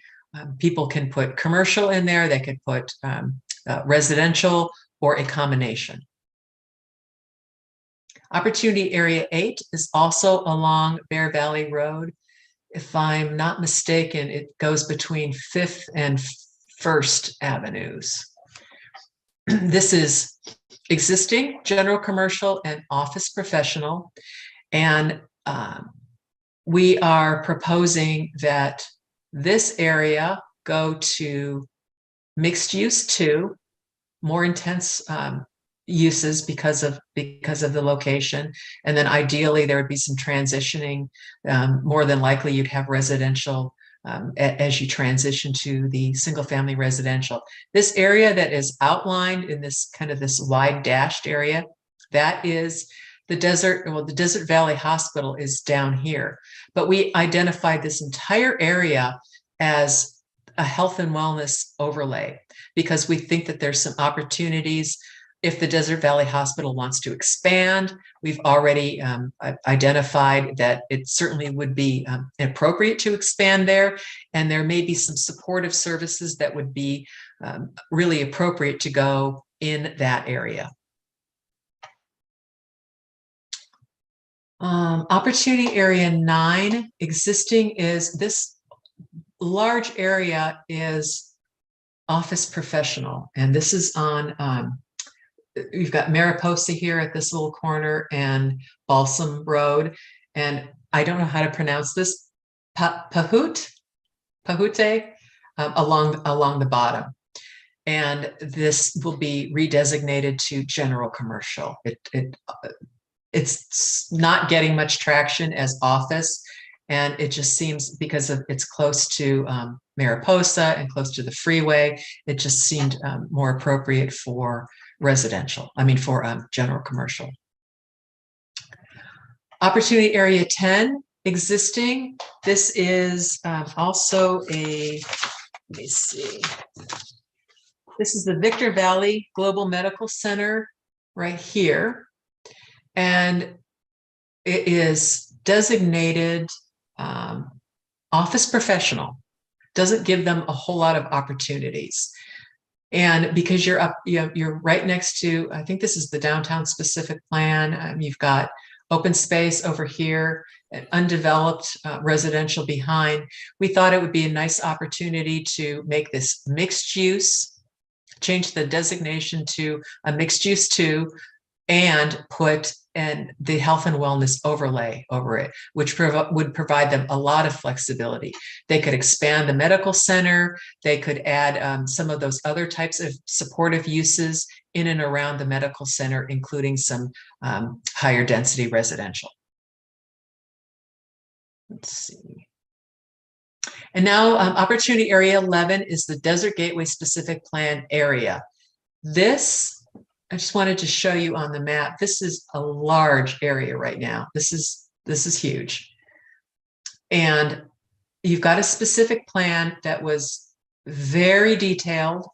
There were a lot of, beautifully laid out roads. It certainly was very kind of forward thinking in terms of development. There's a little bit of light industrial, not a whole lot. Open space, parks, a golf course, school, mixed use village 1, mixed use town center, single family, low estate, medium, multifamily residential, but it's very, very specific. And then you've got this, this open space corridor going through it, similar to what we're talking about for the rest of the general plan. And unfortunately, this is a kind of development that typically requires a large developer to come in and do a planned community. This is both inside the city. This solid line is your city boundary, which is down here, if I recall. And then the rest of this is out in the sphere of influence. It just is not practical. The property owners and the people who are interested in developing are not interested in developing. The infrastructure isn't in place. Someone couldn't come in and buy this piece of property. It's not parcelized that way. Like I said, the roads and streets are not in place. So someone couldn't come in and implement any one of these land use areas right now. So we're proposing to, let me see if I can see. Yeah, here's the city boundary, this dark dashed line, and then this is the sphere of influence. So as we workshop with you last September, we're proposing to return it to pretty close to what the original land use designations were at the time. Did a few tweaks based upon input from the Planning Commission, and as well as from some local developers, which I'll identify in a moment. A lot of this is state-owned land or federally owned land. So more than likely, it's not going to develop anyway. So we put it back to open space. We've got public institutional use. There's a little bit of commercial, and we've got in this area. There's some existing residential that's already developed. So we changed that to mixed use because it would allow them to put in some supportive commercial, since we've got commercial in that area. And then we've got a little bit of heavy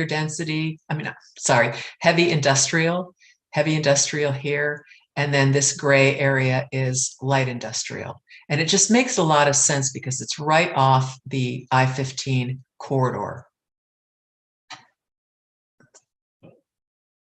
And let's see, does this, yeah, we've got a couple of other changes. We're getting close to the end. This is the low density residential infill overlay. And if you look at this area that is, it's got this dashed blue line all around it. It follows the Greenway Utility Corridor. It follows the western boundary of the city, all the way down to the southern boundary along Bear Valley Road.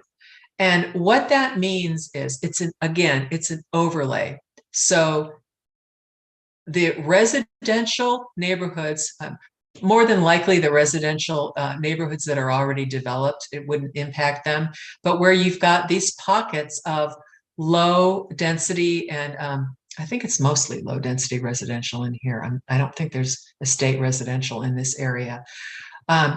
As these properties develop, they would have an opportunity to utilize that overlay if they met the requirements that will be called out in the zoning code. And a little higher density, this is considered a core area of the city based on traffic and transportation. You've already got infrastructure here. And so the thought is, as we talked about earlier, try to encourage development in these already areas of the city that already have infrastructure, rather than leaving them and leapfrogging out to other parts of the city.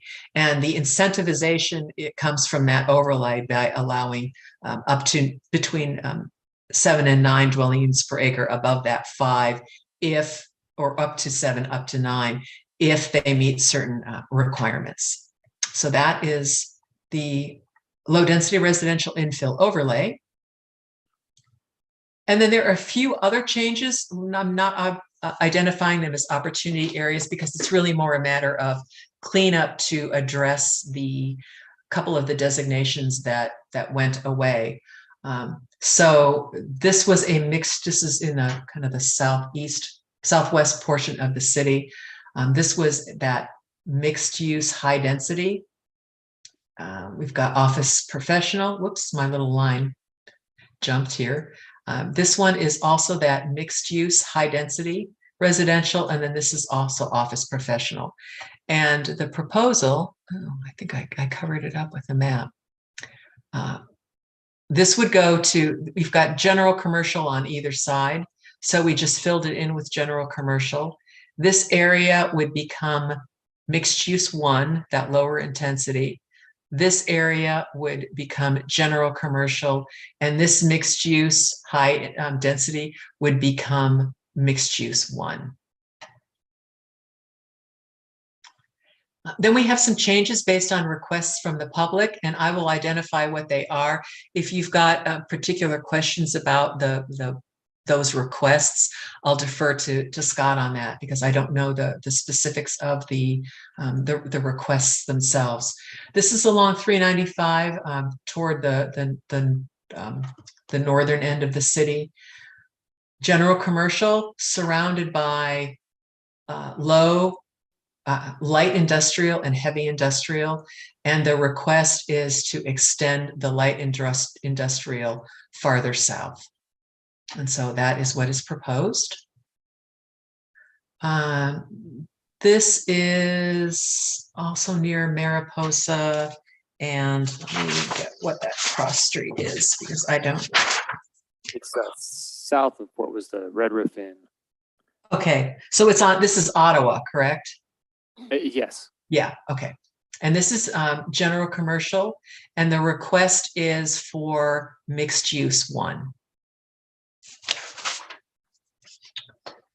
And we already talked about this, but I just wanted to point out when we first showed this, the proposals for the Desert Gateway specific plan modifications, we included a proposed commercial portion, and we've had a request that to extend the light industrial all the way through this area. So rather than have this commercial, these lines are proposed future roadways. So they're just shown on here when we provided this information to you back in September, wanted you to see where those corridors were, those proposed corridors. And it just seemed like commercial would be really appropriate there where two corridors intersect. But there's interest from a developer to do that as light industrial. And it makes sense since there's, first of all, this interest. Second, the roadways are not in. And then third, it's surrounded by light industrial. So we're making the recommendation that that also be changed to light industrial. And let's see, I think this is the last one. This is also a request from the public. This is just south of Green Tree Boulevard, Yates and Arrowhead Drive, if I'm not mistaken. This is low density residential right now. And the request is high density residential, the real high density residential, not the former. So this would be the 20 to 30 dwelling units per acre is the request there. And that is the end of my presentation, and we're available to answer questions. If there's anything that you'd like us to consider that we haven't considered, and like I said, any questions that you have, now is the opportunity, and then we'll talk about the next steps in the time frame. Thank you, Patricia. I think just before we open up questions, I did want to add one more layer to the presentation. What you're seeing here, there was just one mistake, I believe, that we just didn't clarify with Patricia. The request for this proposal in front of you was only to go to a medium density residential, which would be up to 20 units. Oh, okay. So, which is a little less impactful on that, the adjacent. Okay. Sorry about that. And I would like to say all of the requests that we got were from property owners of the underlying property. All right. Questions or thoughts from the commission? I could start over here with Commissioner Herman on any of those last slides. I just have one question.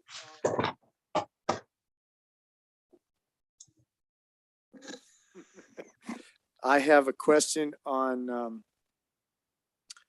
I guess that's QA 22.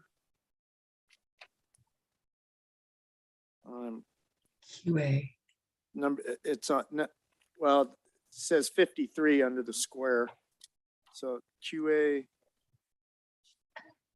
The slide number 53? Yes. Okay. Gateway specific plan.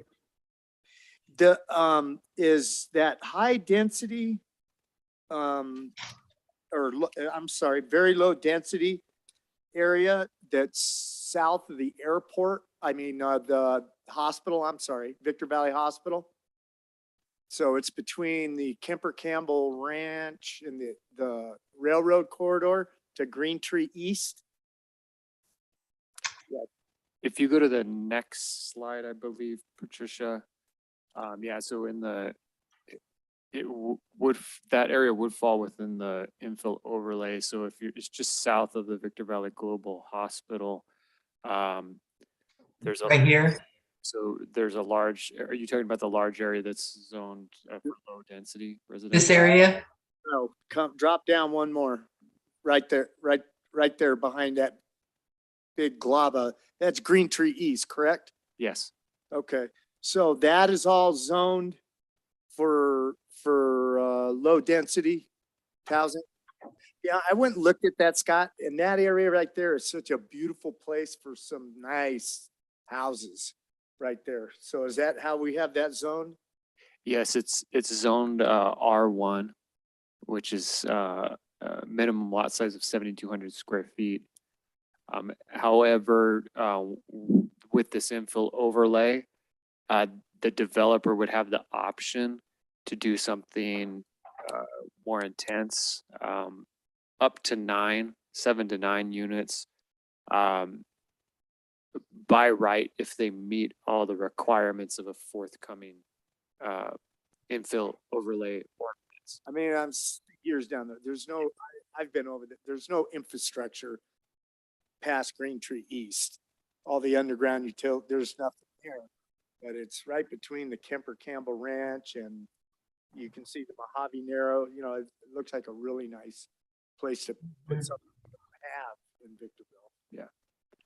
I would like to point out, and staff has recommended this, I wanted you just get the commission's buy-in that these type of infill overlay districts, we're looking for private amenities that are maintained by homeowners association. So we want to make sure, as even if it gets higher intensity, that they have a means to kind of regulate their own community through a HOA. Sure. So it doesn't become a drain on code enforcement. I could see that be gated. Yeah, Exactly. Yeah. so that's what this infill overlay is supposed to tackle. It's supposed to give more intensity in the heart of the city by right to the developer if they build out with certain regulations like a homeowners association. Okay, that's all I had. And we do have that. I just wanted to point out, we do have a policy to that effect. It's LUC 0.6. So it's stated in there, what Scott was just mentioning. Commissioner Cook Haskins, question, thoughts?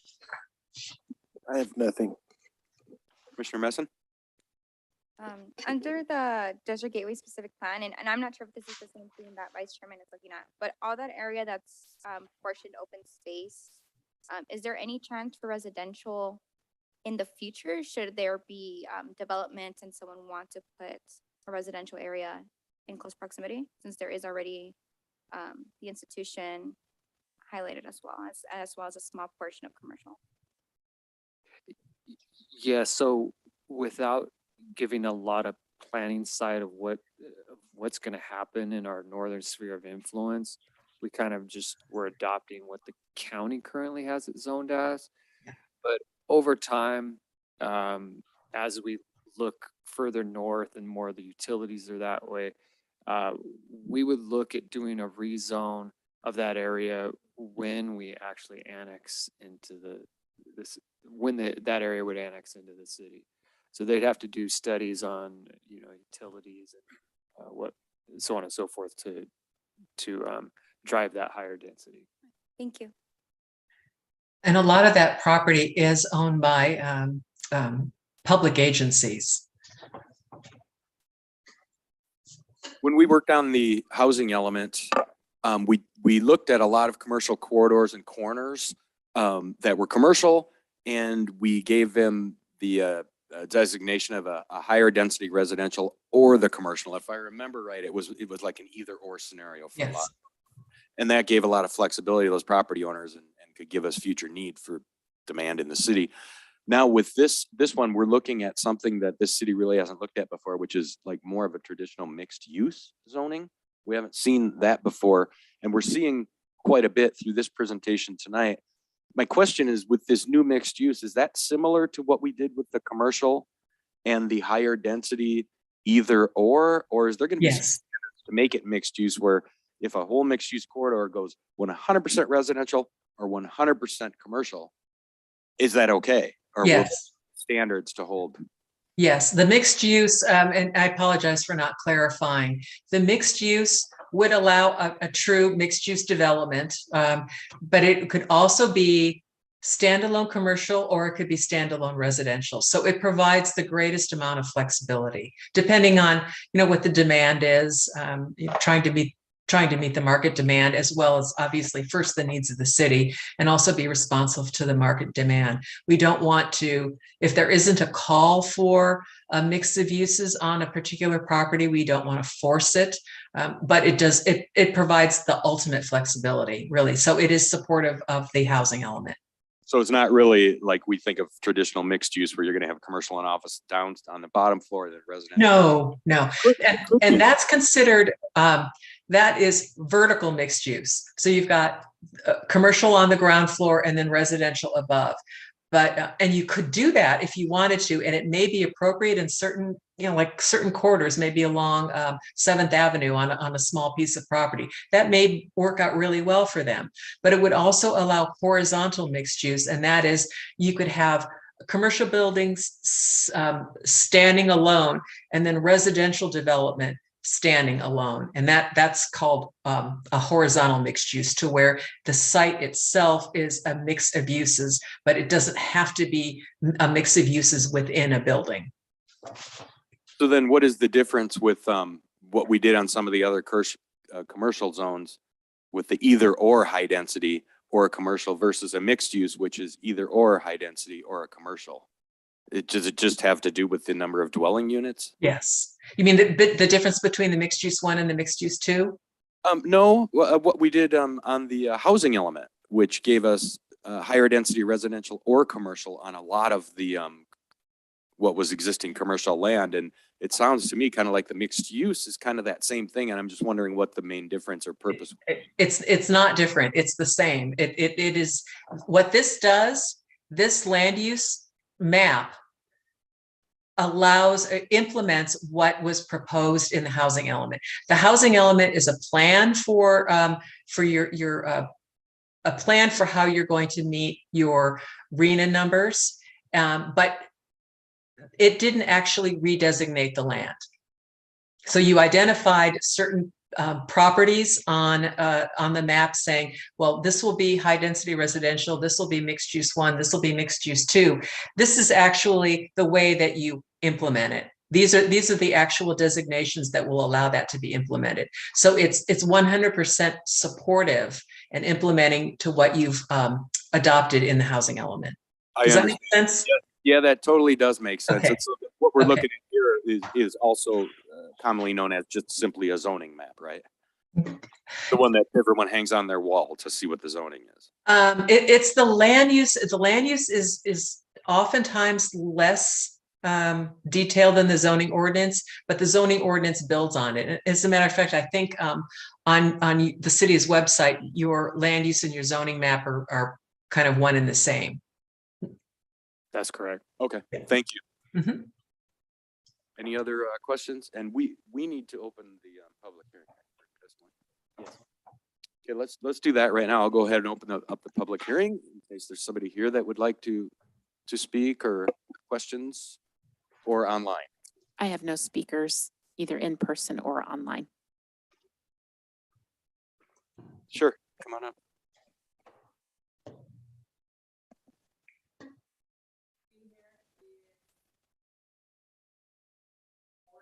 I think it's going to be a little bit more for me to understand, and the mixed use, because my property is in that area. So does that mean that I would be able to build either a commercial or it would be residential? It would be my choice of what I would want to do, or how would that exactly work? She's specifically referencing the OA4. So if we could see that slide.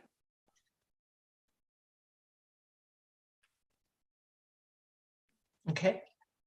I'm right there off of Gabriel. It's like divided into 4 parcels, closer to the wash. Okay, so in that mixed use 1 area, the up here. Yes, right there, exactly. And I'm sorry, what was your question? Road between Gabriel and Appleton. It's right there on. Oh, right in here. Cobalt, yes, right there. Okay. It's close to that area, right? It's like right down the street from there. The wash work they've done? Yes. There's the wash. Okay. These properties here? Yes, right there, exactly right there. Okay.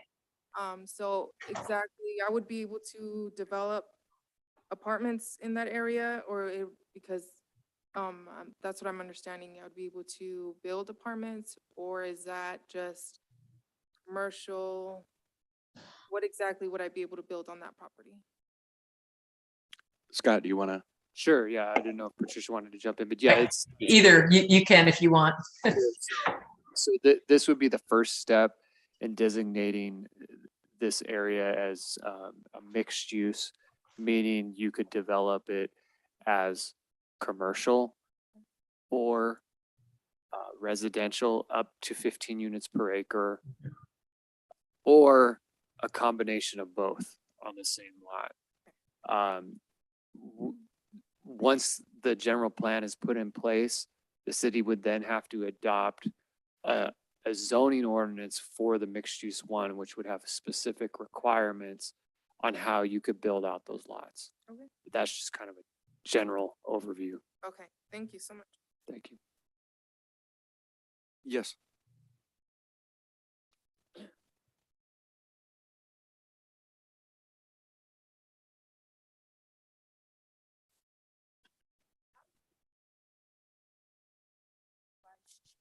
And he was speaking of how he wanted like a brick walls for the facade off of the freeway to look good and for Victorville to be beautified, right? I was wondering, have you all looked into past grants that are out and current grants that are out? Like now they have the Build Better plan by Alex Padilla that's out, right? But to tap into all venues of revenue that you can get, like you're getting the American Rescue package from Mr. Joe Biden and our leaders, right? And so now they do have an extra additional venue that's out there. Now, back in the day, and I just want to reference to what Mr. Harriman was saying, because I'm from the foothills of Altadena. And I remember when Pasadena needed to be revitalized, and they had grants come through. Once they had a grant come through, then it was called Christmas in April. And this was under the Clinton era, but nonetheless, I filled out the paperwork, and many people filled out this paperwork, but they had the money come in from the government, right? The federal government and everything, because I was one of the ones chosen that they came and they redid my mom's everything. They redid her home, and many people, that's how Pasadena turned some of their areas that were not so desirable to look at. They turned them into beautiful places for people to drive down, and now you can't even afford to live on the street. You understand what I'm saying? And I want to see this happen for Victorville. Victorville is a hub, and I looked at what Mr. Metzler was doing with the magazine. It was on Google the other day, the Insider magazine, and it was talking about the airport and all the different places and people that are coming to Victorville, the different businesses. So the beautification that Mr. Harriman was talking about is much needed. And also, and it would help the seniors that own their own home. Like I own my own home. It's on a very big lot. And I told him earlier, you know, I would like to have cement everywhere. Then I won't have to look at the weeds. You understand what I won't have to look by, you know, but it takes money to get those things done. But to have grants that your citizens can fill out, your homeowners. And of course, you have to have a criteria of the grant level, right? I mean, if someone is a multimillionaire, then they obviously wouldn't need a grant, right? But for those that are at a medium income level, they do need help so that Old Liberty Village can be beautified. All these areas can be beautified. I've seen it happen. Your time is up. In Pasadena.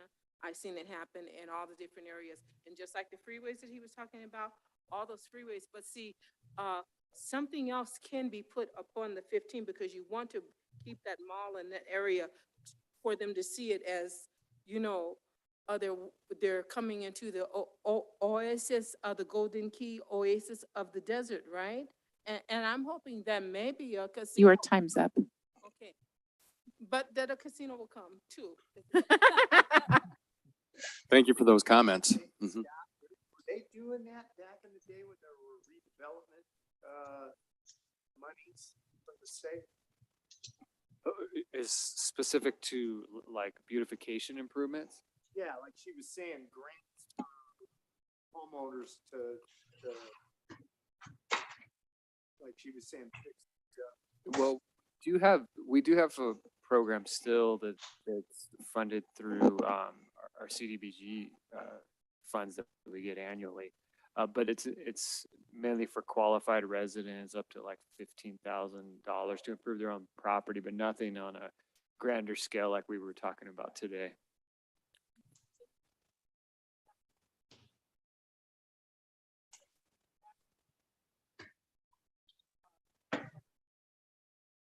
Yeah,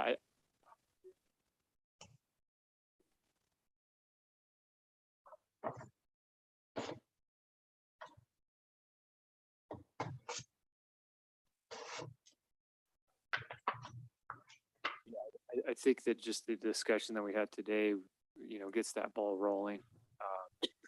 Could put staff time on exploring those funding options. Great. And with that, I'll close the public hearing, and then I guess, do we talk about what the next step is for us on this? Yes, I believe Patricia has, Oops, there we go. next steps. Yeah. So we will finalize the land use element. As Scott mentioned, we wanted to get direction from you, and we'll make some revisions or some additions to the policy statements that you had suggested, and finalize the land use element. We've started preparing the environmental impact report for this document. And then once everything is ready, we'll make those documents available for public review and comment. And ultimately, we'll be returning to the Planning Commission for your review and recommendation for approval to the City Council. And then the last step will be taking it to City Council for adoption. And we're anticipating all of this occurring by the end of this year, calendar year. Before the election? Scott? Yes, the goal is to bring it before the Planning Commission and City Council before December. I say that just wondering who's sitting on the council. But yeah, we don't want this document sitting too long, and we want to make sure it gets implemented. Any other final comments? Okay, with that, thank you very much, Ms. Plowman. That was a nice presentation. And, Thank you. Look forward to the next step towards finalization. Thanks for being with us tonight. Great, thank you. Appreciate your attention and input. Really appreciate it. Thank you.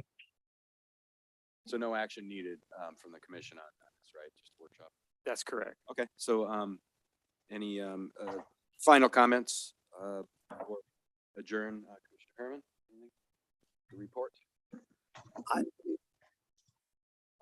On this? Just the final presentation. No. Commissioner Cook asked. I have nothing. Commissioner Messin. I have nothing either. Anything from staff that we need to hear about? Yeah, I just want to make the commission aware of two of the items that the commission took action on over the last few months are making its way to an appeal hearing to the City Council next week. There's no attendance required by the commission. Staff is there to support the decision that the Planning Commission made. But it is for the Sikh temple off of Starter Wells Road. They're appealing the street improvement requirements, and then also the recent fueling station on Amargosa and Mojave Drive. That was also appealed. So just wanted to make you aware of that's heading to City Council. Okay, thanks. Okay, with that then, thank you everyone. Meeting adjourned.